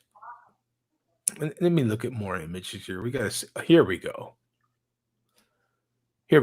Johnny Bootleg. Here's raspberry, Scarface sour raspberry. Mm. We've got, what are the different flavors here? We've got what is this one? Grape, apple, peach.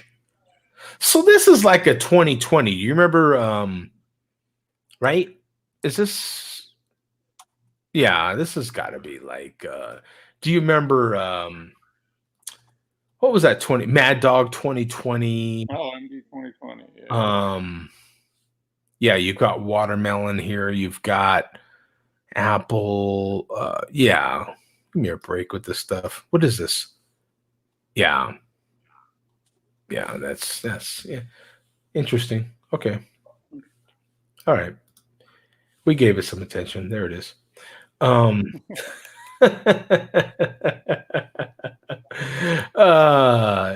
getting a bidet right now. Yeah, bidets are in. I mean, you don't need as much toilet. Zach, you ever used a bidet? Just the garden hose. Just a garden hose. That was it. Yeah. One ply. That's what the chairman says. Ooh, God, right. and 40 ounce says lemon as a fantastic zing to craft beer, but malt liquor doesn't require it for deliciousness. Label out, says the chairman. I never been better, Joe D. Bag. Malt Mustang is a Nazi grammar. Who's Malt Mustang? Yeah, who's Malt Mustang? Don't know what he's talking about there. Yeah, what the hell? I think I've seen some comments from Malt Mustang maybe correcting his horrible spelling and punctuation and sentence structure and capitalization, but I might be mistaken on that. That's right. Yeah. What happened to our friend with all the emojis? You remember? Backwoods Billy. Yeah, Backwoods. Where's Backwoods been, man? I think he drowned. He drowned under his own pile of emojis, maybe. And the chairman says, I ain't buying the new hat. There's now 2 new hats. We've got a red one and a blue one now. Joe, is there a brown one? There's not a brown one yet, but there ought to be a brown one.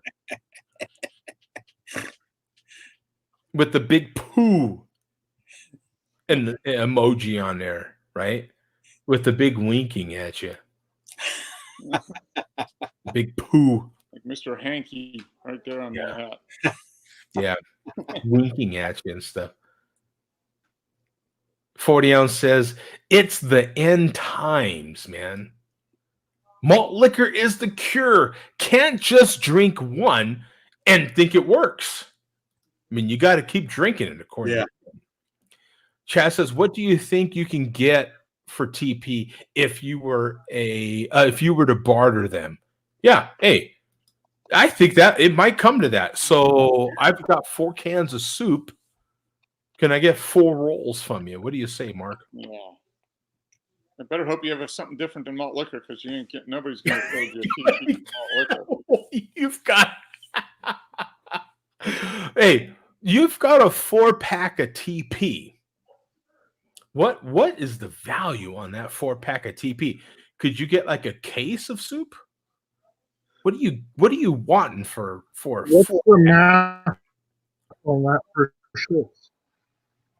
Yeah, what is the math on that? What's the math on that? Anybody do some quick calculus on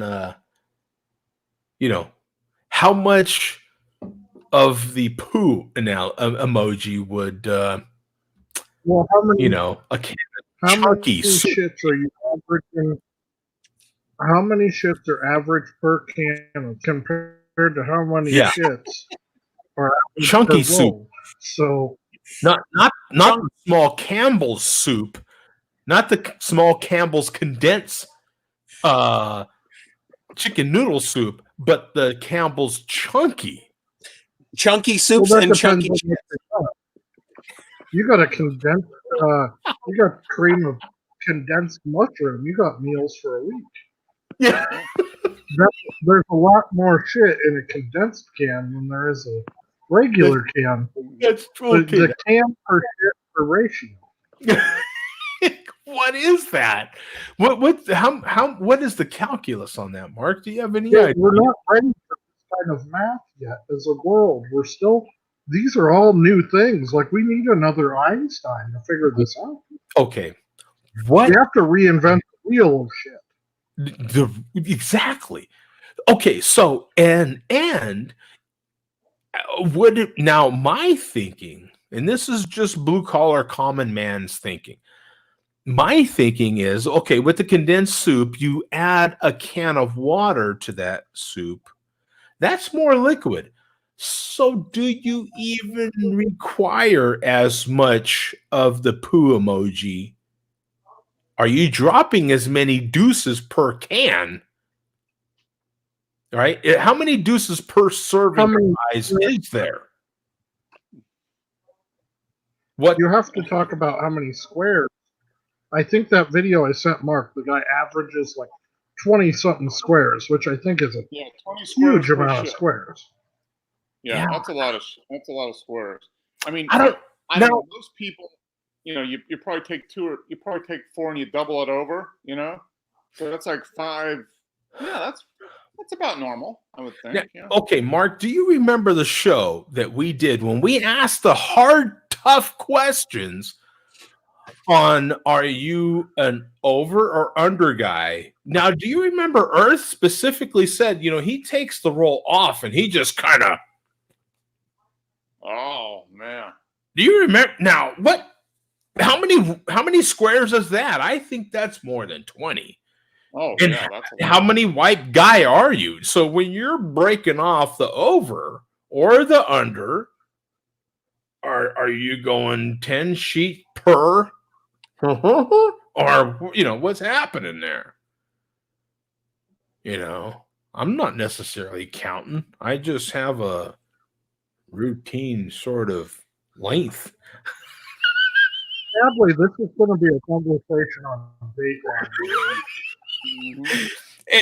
And if you're like Earth, Earth's analogy was, hey, I take the roll off, and I, and then, what's. We have covered all these topics on the show. Yeah. This gets. I believe I titled the show that we covered this topic called "Break On Through to the Other Side." Yeah. We have tackled this subject on Share a Beer. Yeah.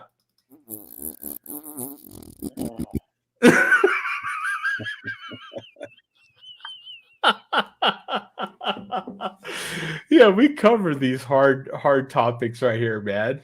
Yeah. And just for the record, I'm an over guy. Yeah, I am an over guy. Now, what is the numbers on who uses more toilet paper? Is it the over guy or the under guy? I don't think you can judge it based on whether you're over or under. I think you have to judge it based on what you excrete. Yeah. Zach, is CNN covering this type of stuff? I think this is real news right here. This ain't fake news. This is hard hitting stuff. Going on. This is what's really going on right here, man. This is the nitty gritty, right? This. No pun intended. It's the nitty gritty. No pun. I mean, Nutty. Yeah, this is the way. Someone help me here. I mean, you know, this is like we're calling for help over here. This is hilarious. So the chairman says, Zach, I would still punch your lights out. Don't get it effed up. Kisses, said Zach. Kiss the rings. Purge, drink only malt liquor. We've had a crap load of comments. Anybody frail will be put down like your goldfish. Malt liquor completely dominates all viruses. Yes, sir. After drinking malt liquor. And then Chad says, my store return policy is double your money back. I don't know if they're letting people return stuff now. That's like we talked about, man. That's a tough one right there. Costco does not sell malt liquor. Hard liquor, yes, but not the good stuff. Yeah, all depends on your point of view. Yeah, all depends exactly on your point of view. And then Bum's commenting to the chairman right there. Yes, I have, Bum. The chairman says 11 years on the net. Period. 13 counting MySpace. That's great. As the chairman has said in numerous videos, he's been trolling since dial-up. Yeah. 13 counting Mark, do we count MySpace? Does that count? Well, in the MLBC, you got to count MySpace. Yeah, and Zach, what do you say about the chairman trying to add 2 years to that? Counting MySpace. Can you count MySpace years?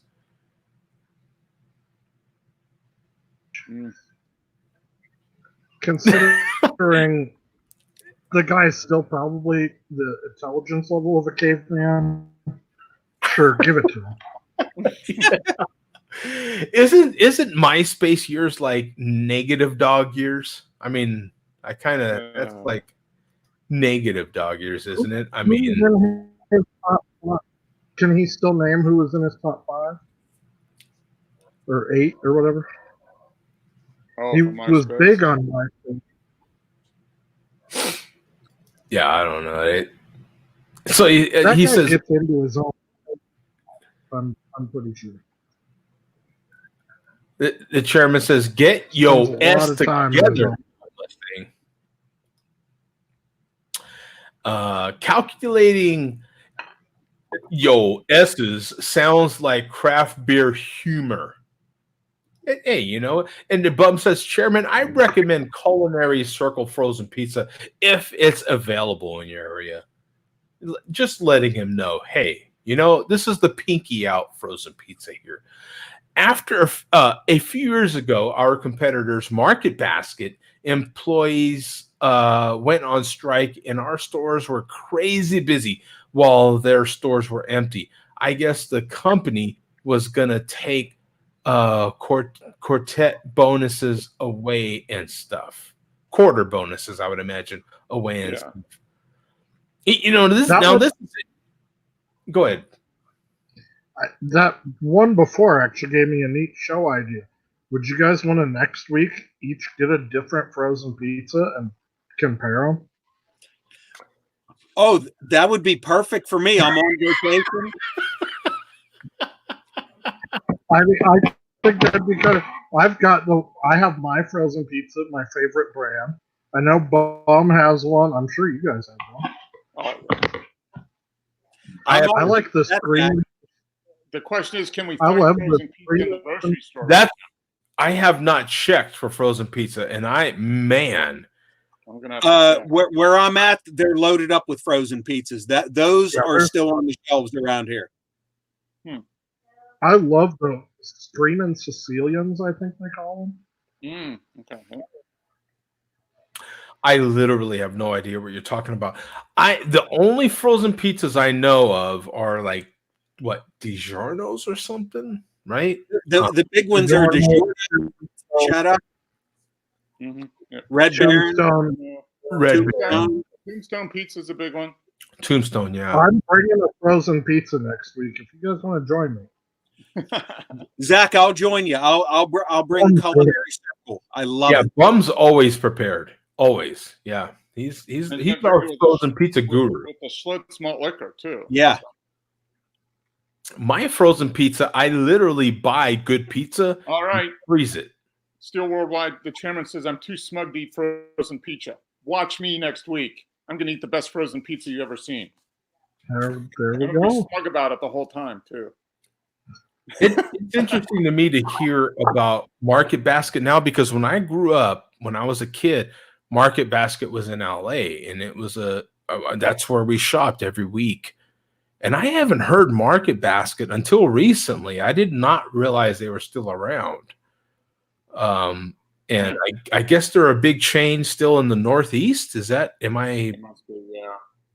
I think there's still a big chain in the Northeast, in Chad's area, obviously. But I hear Clark Howard talk about Market Basket quite often, and it always reminds me of my childhood, because I remember Market Basket in LA when I was a kid.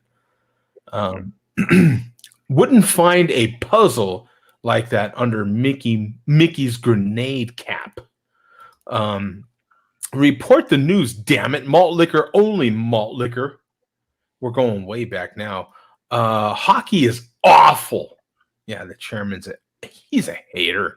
During the Market Basket protest, Hanford's had a write-up in the paper. We did $100 million extra. Walt Disney is Hitler. Now they shut down Disneyland, right? Yeah. The chairman that's the newest conspiracy theory, that Walt Disney is Hitler. The chairman is just following up on that theory. Yeah, that's a thing now. I'm pretty sure Billy D reported this like a long time ago, but Walt Disney's dead. Or not. He with those frozen pizzas. He or she might or might not be dead, right? Whoever, because of course Walt Disney was a cross-dresser gay dude, right? I mean, that's the next documentary, I'm sure, that's coming out about. No, that was J. Edgar Hoover. Oh, okay. I thought that was Billy D. Yeah. Well, we know that was Billy D. Yeah, the other ones are just rumored. Exactly. Disneyland was designed under the influence of cocaine. Good for them. Exactly. It worked. Yeah. Now, how much of our music was designed under the influence of cocaine? About 95%. Exactly. We wouldn't have any modern music if it wasn't for cocaine. Wait for this. What about Joe's gonna love this. What about the Quaaludes? Oh, Quaaludes are great. You wouldn't have had Fat Albert and the Cosby Kids. Yeah, I knew that was coming. Yeah. All we had to do was say the word. Exactly. No Ludes, no Bill Cosby, and no Fat Albert. Hey. During the Market Basket protest, we hired temps, and some came from MB. Market Basket. Okay. Yeah, Market Basket. After the protest ended, we kept a handful of best temps. The best temps. Yeah. Him, I don't know what that's all about. Bullshit. Joe D spilled his overpriced bullshit on his shirt. I did. If you guys noticed, there was a little spot there for a minute. Yeah. He caught me in one of mine. I catch him in his all the time. He caught me in mine too. So that's fair enough. Move to the right lane, Joe D. You fat piece of crap. Hashtag get bum started. Yeah, we were. Bum was like, "Don't get me started on that bike lane, Jody." And so Rod J was chiming in there, and he said, "Ha, thanks, Rod." On the highway, for Christ's sake. We got Craig in here. Hi, guys. Schools in the UK are closed until further notice. All parents that are frontline workers, their kids are still at school. Schools are merged in a local area to the biggest school. Interesting. You know, what's interesting too is that the schools here are closed. What's happening though is, a lot of our elementary schools, I don't know what you would call them, elementary schools and middle schools or junior high schools, just depending on how your areas work, are in the middle of a community of houses and so on and so forth. And so some of these parents are going nuts, it seems like. And so a lot of these kids are actually back at school on these playgrounds hanging out. It almost looks like school's still in session because the kids are on the playgrounds playing. Mm-hmm. Yeah, you know what I'm saying? There's so many of them there that in some of the areas, not. Can we just make a point that some parents are just dumbasses? Some. Yeah. I mean, you know what? Yeah, first grade is hard. And that's something that would come out of the chairman's mouth, sure. But, you know what? We're sitting here and we're doing it. And then my wife is making sure the kids have different activities, whether it's a tea party or we're doing different gym exercises in the front or the backyard, or, we're building things with Legos or whatever. You learn how to keep your own damn kids busy. You don't sit there and endanger them and everyone around them just because you're fucking tired. It seems like now is that time for using actual social networking for its bigger, greater good. Yeah, connecting with other parents in your actual local community and saying, "Hey, what ideas do you have?" Maybe Susan can take a few kids on a particular day and do particular activities for a few hours. And then Judy takes them another day for a few hours. You know what I'm saying? And give some parents a break. Maybe we help each other. I think we're going to have to get to that point, right? This is going to change so many things. Yeah. I mean, if you look at the breaks in history, and I think a couple of you guys are history buffs too, it's like when you hit these points, we all thought 9/11 was going to be a point like this. This is. I was thinking, yeah, you're right. So much, and as terrible as 9/11 was, this is bigger because it's the entire globe. Yeah. Moving us into a different thing of a global mindset and global economy type thing, global education type ideals of what worked better. How do we be like that one? How do we do this? I don't know. People are going to have to change. And I don't know. We've never went backwards really with these type of things, I don't think. But is this the one that makes us jump a little bit backwards and reconnect with the roots? Oh, maybe. I think we're going. I don't see us putting this genie back in the bottle. I've said this from the beginning. This is a much longer thing than just a couple of months. I don't how do you cure something like this in a couple of months? And even if the numbers do start going down by what, the end of April, somehow everything goes the way they hoped. Even if it goes down without a vaccine, it comes back. It's going to come back. Yeah, even if it goes down for the summer, which is what everybody's like, oh, when it gets warmer, it's going to go away. There's no evidence that this one will. But if it does, it goes away, but then it comes back in the fall. Yeah. Well, and when you In most start areas, you start the Go ahead. timeline thing, like China. Okay, China's where it supposedly started. They're what they say about 2 to 3 months ahead of us. Okay, now we've got it. Now Mexico, somewhere else is getting it about 2 to 3, 4 months behind us. And then this, and then, okay, now China opens, and then a couple months we'll open. And then, well, that doesn't, it's just going to be a continuous cycle if you don't start taking care of this. And if we don't change. Yeah, that's the thing. And can you even believe what China says as far as how many people actually have it, or that type of thing? That's the other thing. How can they even track it?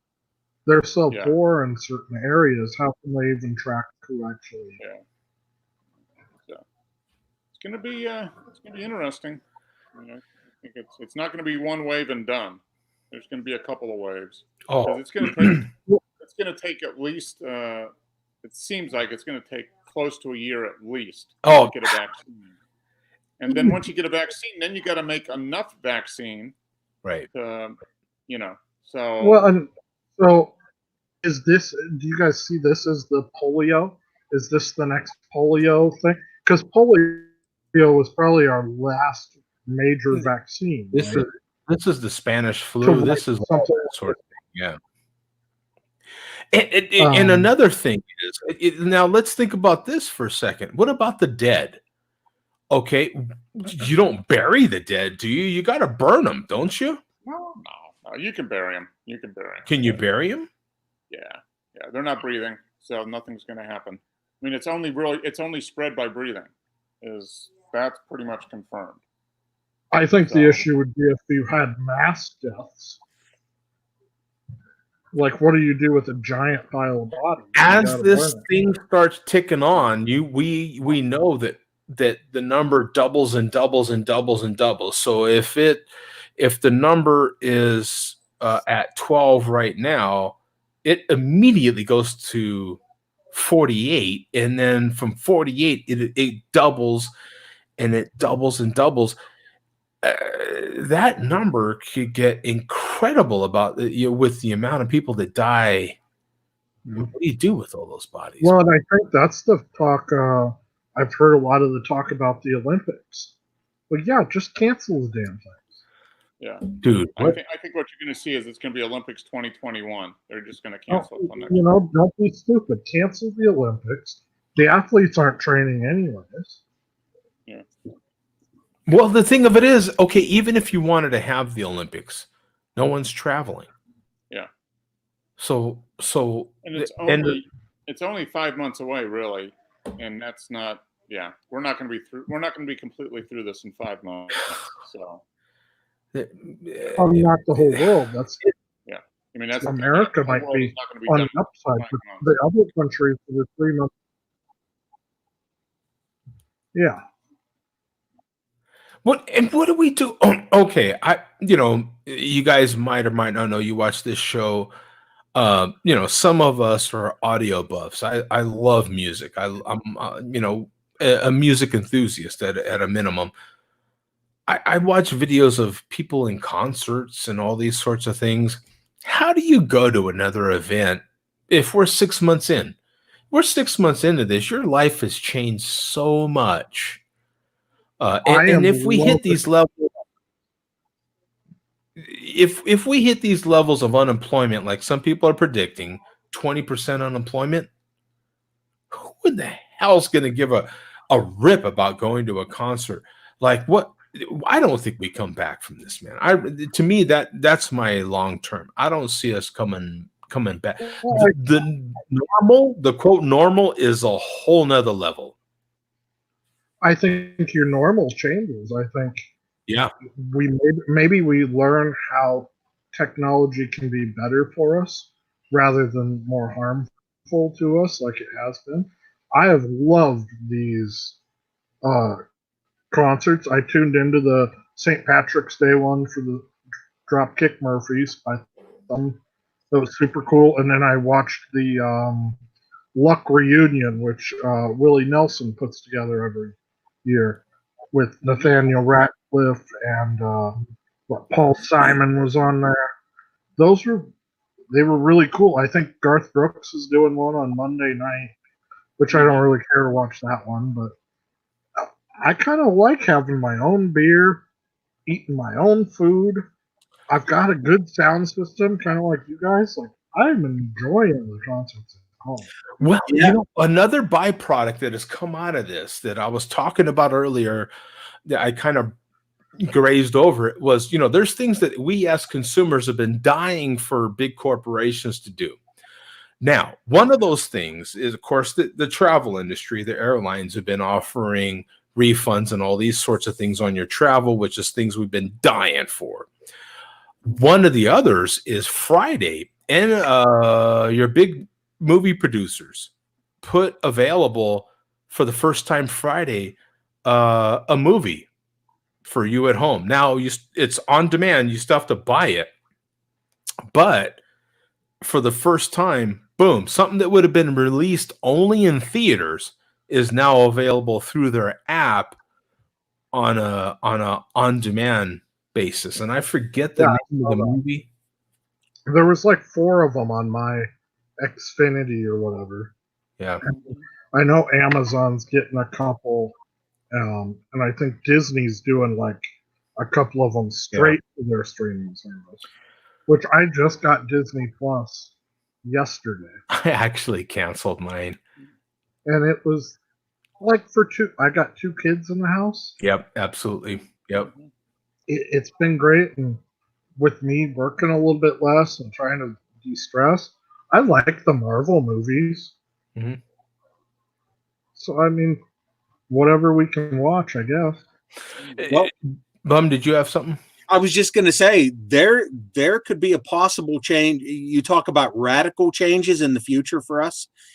This could be the beginning of the end of movie theaters, because as everybody's system at home grows more elaborate, and you have this happen, and you talked about. Oh, great point, Bum. You know what? This could be a boom for the home theater industry.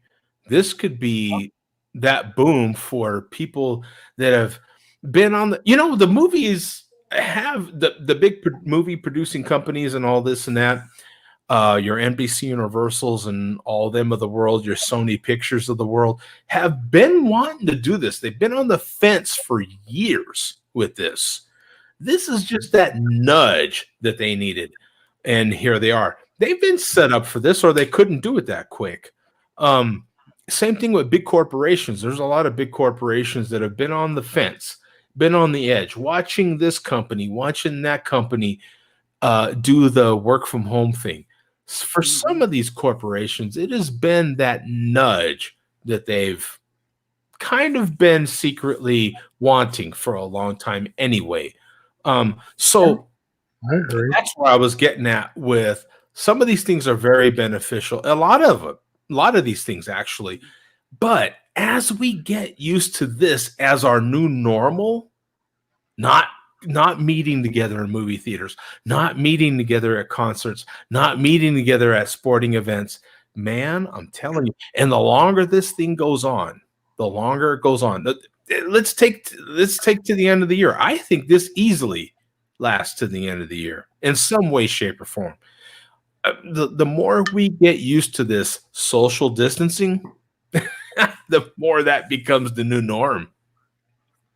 Joe, it's been an endless battle we're going on 70 years now, since 1950.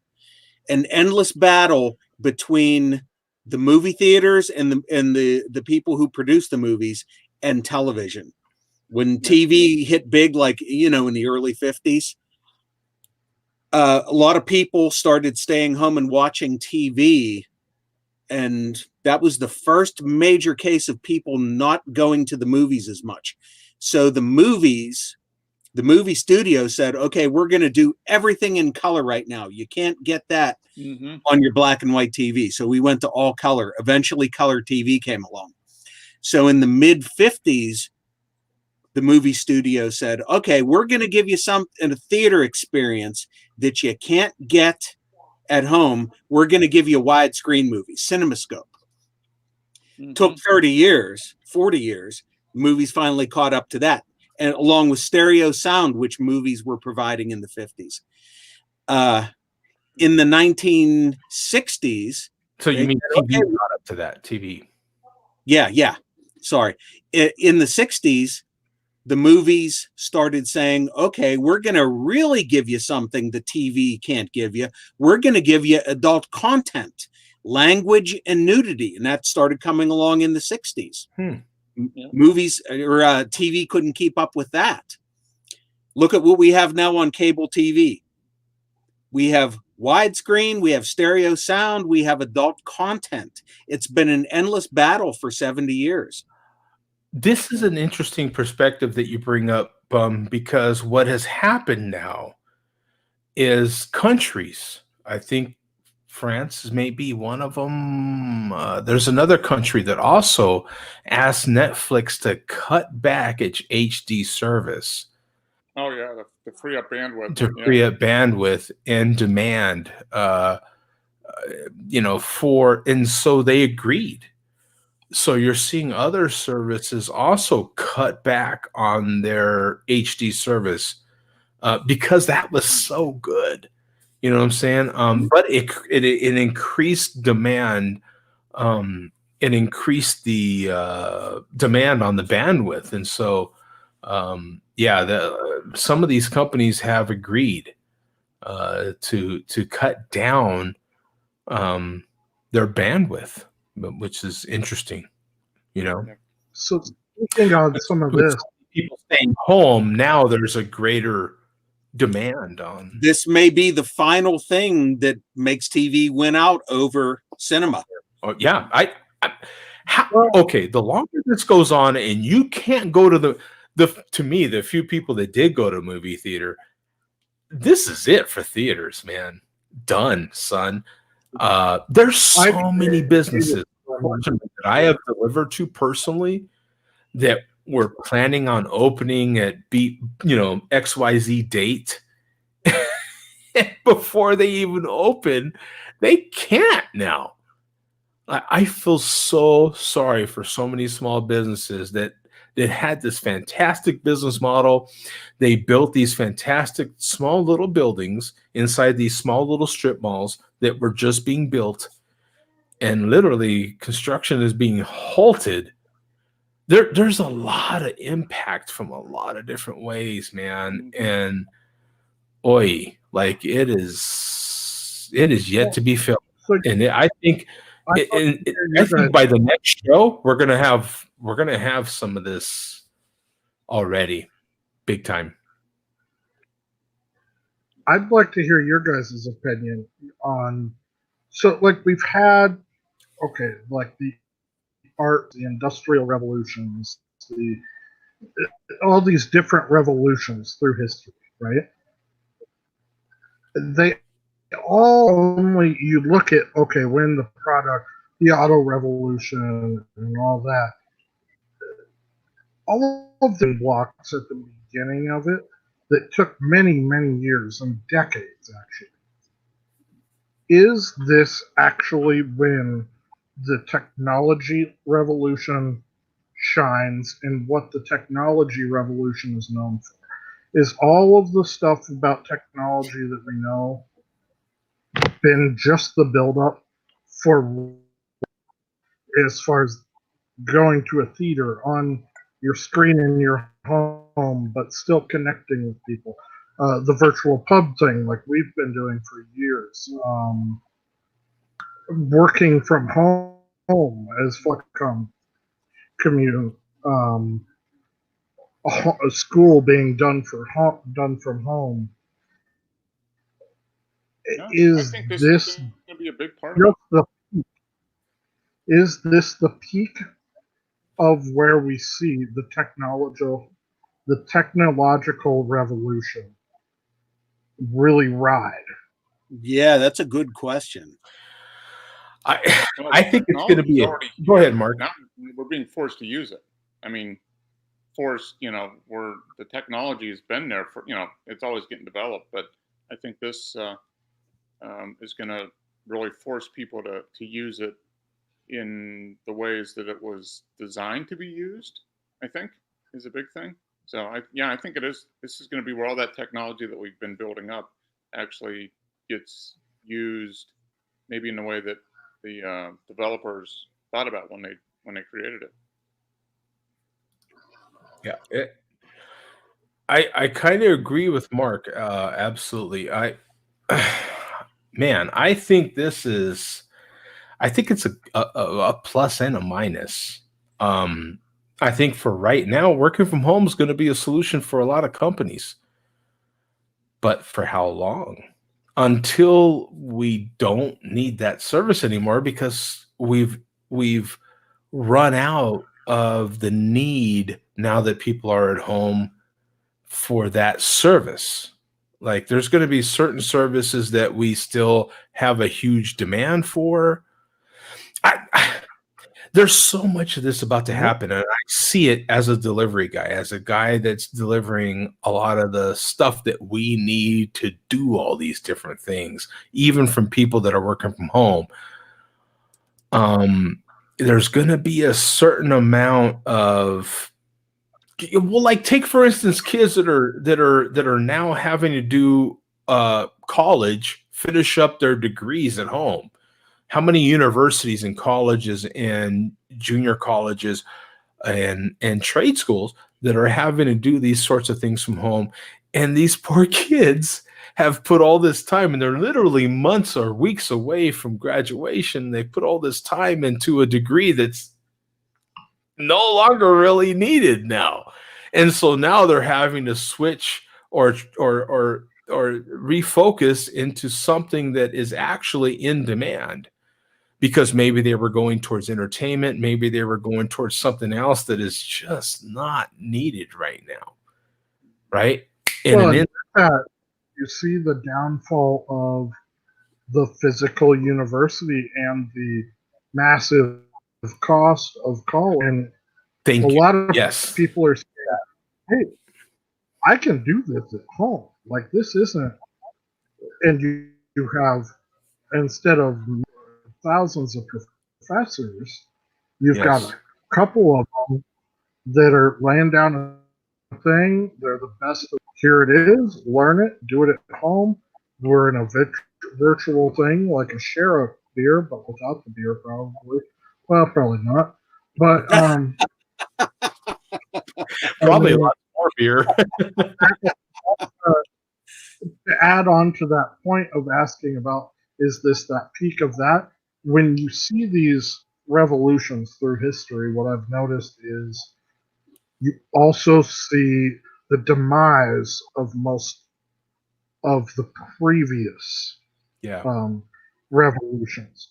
As far as brass was a huge thing until steel, and then and art has always kept its thing, but was never as big as it was. And is this kind of the demise of some of the transportation and auto revolutions? Absolutely. But Bum, do you have anything to add to this? Oh my God, there's just so much. there's And there is. there's just so much that I've thought in response to what Zach was saying. I'm just too overwhelmed by everything here. There is That's a how lot. I feel. Yeah. Just every day, And that's how I feel right now. There was a bunch of stuff that Zach was saying, and I was like, oh my God, he's right. Let me respond. And I'm just too overwhelmed to. by the way, it's a great time for a "that's what she said" line, right? Just saying. Coach, do you have anything to add to what you've heard here? No, I just got off work and I'm just happy to be part of the show again. Just got back to the Airbnb, boys. Hey, by the way, Coach, looking beautiful today, very handsome. You know, and great smile. You know, and the camera is looking fantastic today. Did you get a new phone or something? I did. I got a new phone. I got the new iPhone. Okay, new iPhone, and a salute to getting a new iPhone, my friend. He actually does. He looks like super sharp and stuff today, man. That iPhone is nice and crisp. Like this beer, nice and crisp. Exactly. Boom, baby. Boom. Nice. Coach, I'm sorry, 40-ounce Fear hoarded up all your toilet paper. Go back and look at his video. I'll kill him. Your toilet paper and your wipes. I'll kill him double. Yeah, exactly. Yeah, he did. Double ply. Yeah. Yeah, it's an absolute atrocity, right? Yeah, absolutely. But I think the longer this thing goes on, man, I don't see. Think about it. If we go to even September, October, August, how are you going to feel after so many of your fellow citizens are out of work and all these other things that are going to happen and all the other things that come with that, trying to meet up at a ball game or something like that? Like, it's just like, I'm hearing, okay, for example, right now, what's happening, at least, you know, for myself, I'm a big sports guy, as you guys know, love football. I am an NFL season ticket holder. Many years. It's like, exactly. The Rams let go of Gurley. We let go of a couple other players. But the big news is Tom Brady going to the Buccaneers. I could almost give a rat's ass. I'm like, are you serious with this stuff? Like, I realize sports reporters are trying to save their jobs. So right now, the NFL is the big mover, right? Everybody's still a lot of people that are interested in sports are still interested in the NFL. It's the one league that hasn't been canceled yet. I think it's coming. Now, guys like me had to pay in a couple of more days, actually, for your season tickets. The NFL's already extended that. They've already extended that 30 days. I think they're going to do it again because it's inevitable. They moved tax day now, right? Like tax day, you don't have to pay till what, July 15th? Mm-hmm. You don't have to even file till July 15th, if I'm not mistaken. So we have a new tax day. You know what, Joe? First of all, Joe, congratulations on cleaning up what you were saying about Brady. You cleaned that up from 3 hours ago, what you said on the pre-show. Hey, on the pre-show, anybody that has the privilege to get in on the pre-show, that's And I think in the upcoming months we're going to be spending a ton of time. Most sports talk is going to be spent on our only choice, past sports, such as Coach and his Tony Gwynn beer that he's drinking there. Hey, the one and only. I've actually talked to the man before he passed. Wow. Awesome. You talked to him. Did he have a mouthful of chaw, unfortunately, before he... No, he was actually in his Porsche on Miramar Road. And I actually know somebody that knew him very well. And I brought that up, and then he started chewing my ear, and then the light turned green, and that was it. But I got to talk to him. One of the last great classic baseball players that stayed with one team. Oh, man. Whole career, yeah. Just, you could go on all day about that guy. He's almost up there on legendary status like Joe D. Like, he's almost that high up. Wolf would get in here. I really wanted to hear what his comments would be about Brady going to the Bucs. Honestly, I did kind of want to hear a little bit of that. Yeah, maybe it'll be here next week. Yeah, Gurley being cut as a Rams fan, and you guys know I love the Rams. I spend a lot of money on the Rams every year, and that was just Gurley's coming to Atlanta. He's coming here. No, he Really? signed. Yeah, 1-year contract. It was inevitable to me. I had been telling my uncle since the previous season, Gurley's done. I was like, he's done, bro. He's done. only 25. Yeah, I mean, I agree. I mean, he had a good 4-year run. Yeah. Basically, So is which is the year of Ocho for any of you guys that watch the ESPN. Have you do the ESPN de Ocho? And it's just goof on sports. Oh, you guys used to be fucking back missed back originally. Remember, Bum, when ESPN first started, it was always showing all the weird sports. Axe throwing. Yeah, it's you guys seriously haven't heard of the Ocho. Yeah. ESPN the Ocho, they do trolley races and like lawn darts and like just complete dumb, meaningless sports. Yeah, it was like marble the race. the network. Yeah. Well, when I subscribed, and like I said, I canceled that subscription, but when I subscribed to Disney Plus, because I had Hulu, you get the trifecta. So I had ESPN Plus, I think. And that was a ton of that stuff, like just all this ESPN reject stuff, basically. I had no interest in any of it. I can't watch it. Are any of you guys fight fans? Oh, actually, I watched boxing or UFC. But Mike Tyson does interviews, and I watched today an interview. Whoa, hey, hi, Mandy. Whoa, how's Mandy doing over here? How you doing? Wonderful. Feeling healthy today? How's it going? How you feeling? Any coughing? Any? No, that's him. Don't tell him. Oh, whoa! What's going on here, Coach? What? She's lying.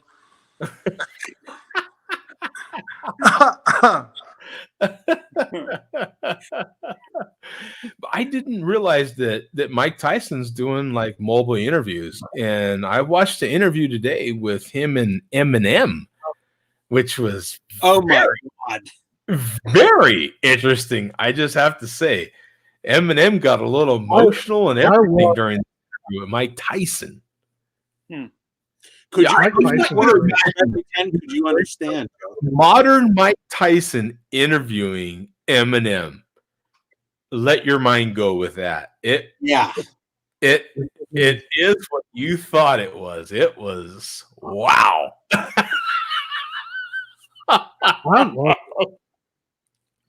He is. He is. I'm telling you what. And Eminem in that interview said things that I would think as well, being in the presence of Mike Tyson.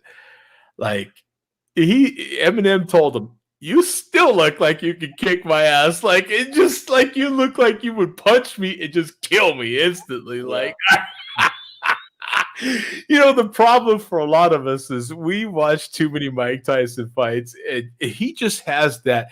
I don't know that he realizes now that he still has that look, that iron. Still the hottest man on the planet. I ain't messing with him. Yeah. Especially in his current state, there's no way. Yeah.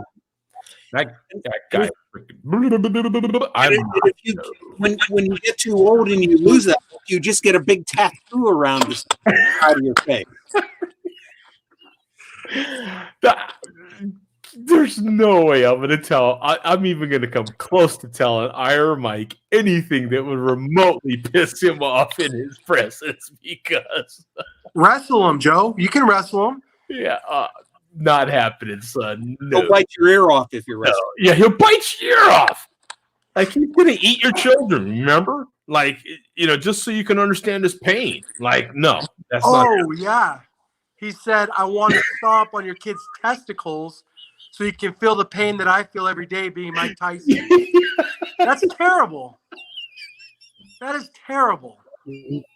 It's fun to listen to him talk about it now, though, because I mean, it is. He's a very very interesting person if you get into some of the deep conversations.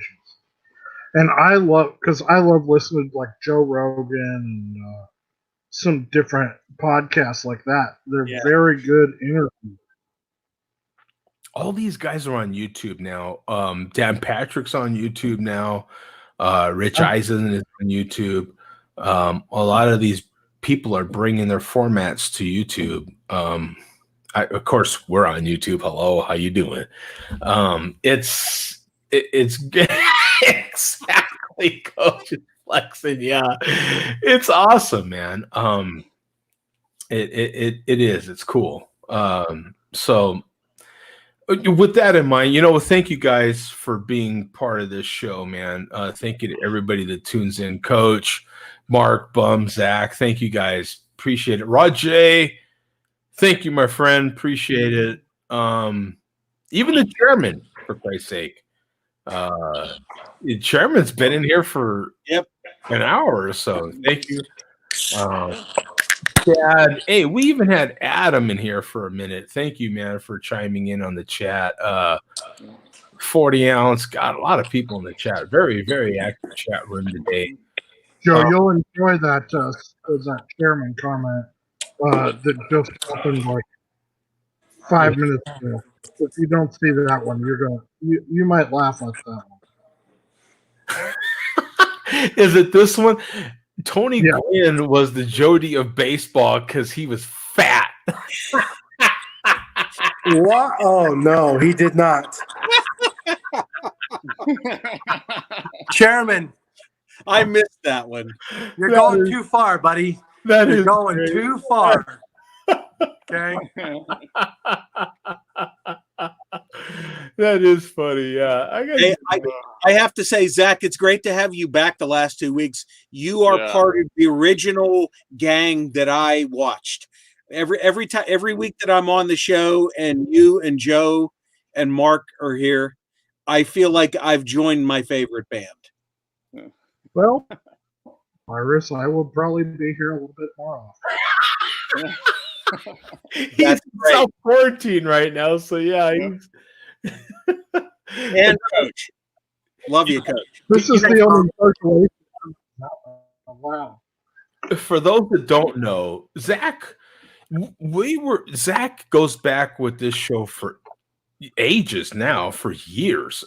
He was a beer reviewer, literally. That's what he did when he first joined this show. He wrote a column on beer. Did you see my message the other day, Joe, that I ended up talking with Skylar the other day? Oh, you did? No. Yeah, share that with us, man.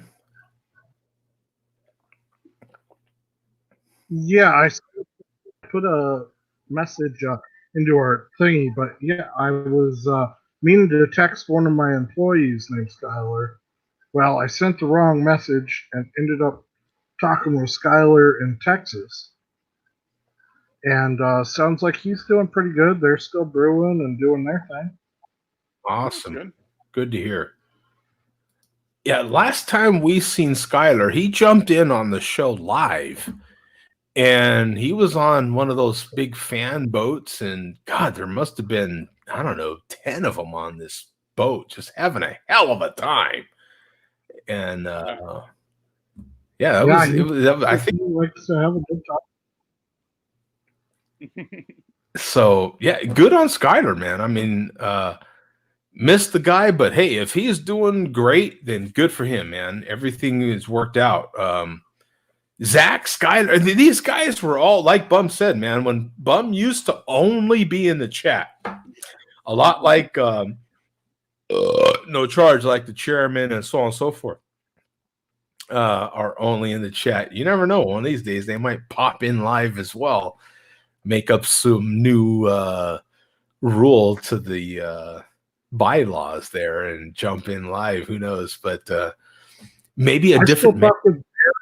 Jonathan too. Oh, you do?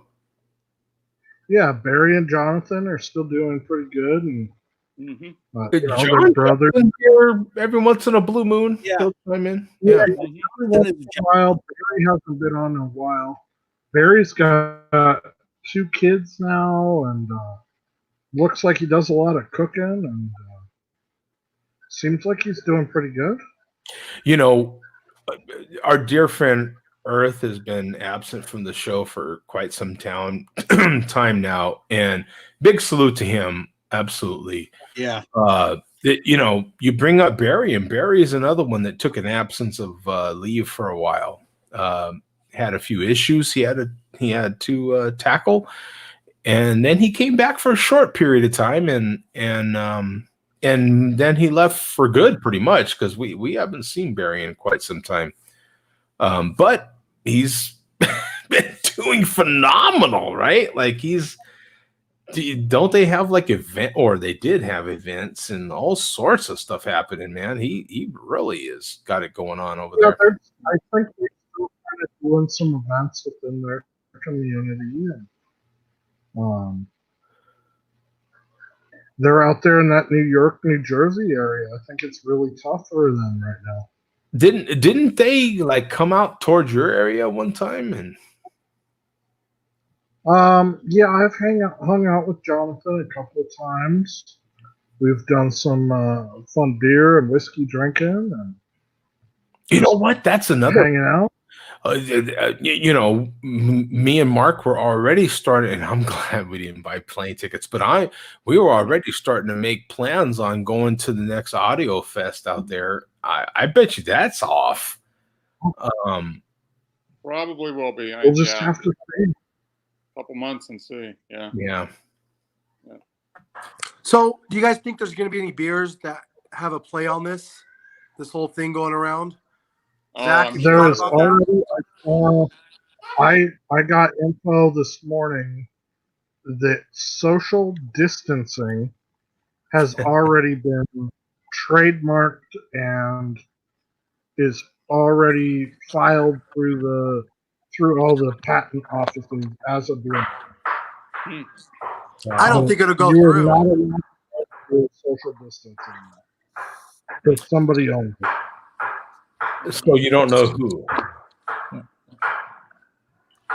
We don't know who and what style of beer that will be, but there's a beer coming. Sour as piss. Yeah. Any guesses as to what this beer will be? Mark, do you have a guess?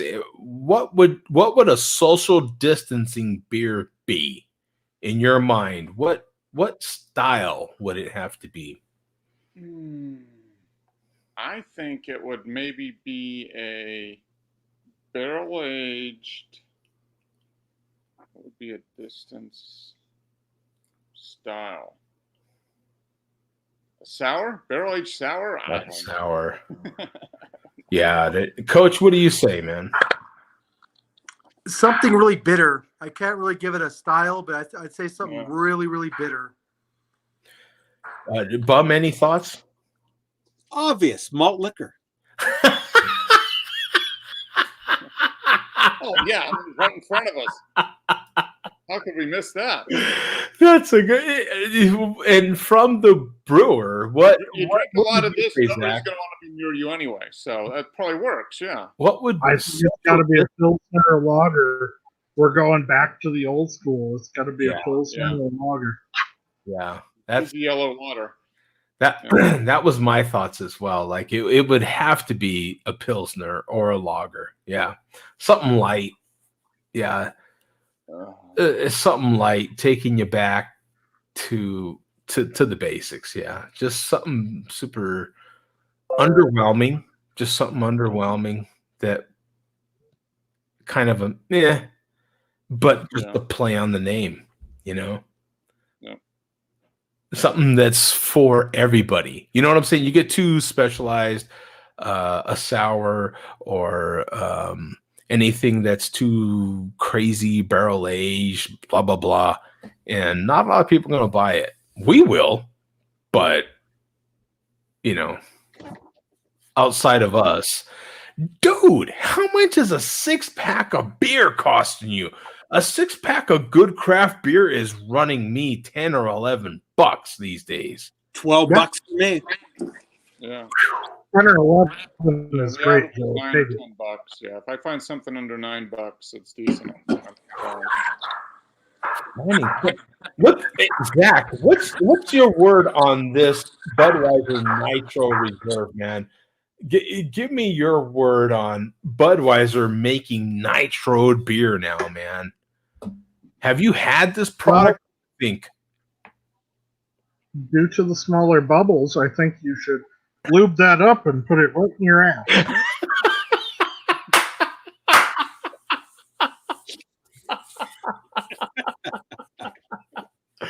yeah. It works good as an enema. Perfect. It's a little smooth. And You it'll don't need as taste much better toilet afterwards. You don't need as much toilet paper. Would it? What? Now that wouldn't be barrel aged after it comes out. It would. What would we call that? Anal aged? What? Anus aged, yeah. It what we call Kind of that? What's We the call it- play on a colon? Something What we with call colon. that? What would we rename it? Budweiser. You call it Buttweiser. Yes. Budweiser. You beat me, bum. Bumweiser. Nitro Doocy aged. Nitro Doocy. You see what I did there? Doocy aged. Oh, the possibilities are endless. Endless. Yeah. Thank you, Bub. Endless. Endless enema. Enema of the people. Okay, kids. Thank you very much. This has been an awesome show. You know what? We're going to keep doing this. Next week will be the end of week 3. So anybody that wants to chime in, just continue to chime in with what transpired from this week till next show, man. And let's meet up here and talk about what's happening in our different areas, what our feelings are about it, how this is affecting our lives, man. Yeah. This is what this show's always been about, the conversation, really. We just happen to have a few beers or beverages, whatever it may be, while doing it. If in the process of this, you're literally having water, if you can find water, be careful, because someone might hold you up for your water. Yo, give me your water. Like, it's getting pretty crazy.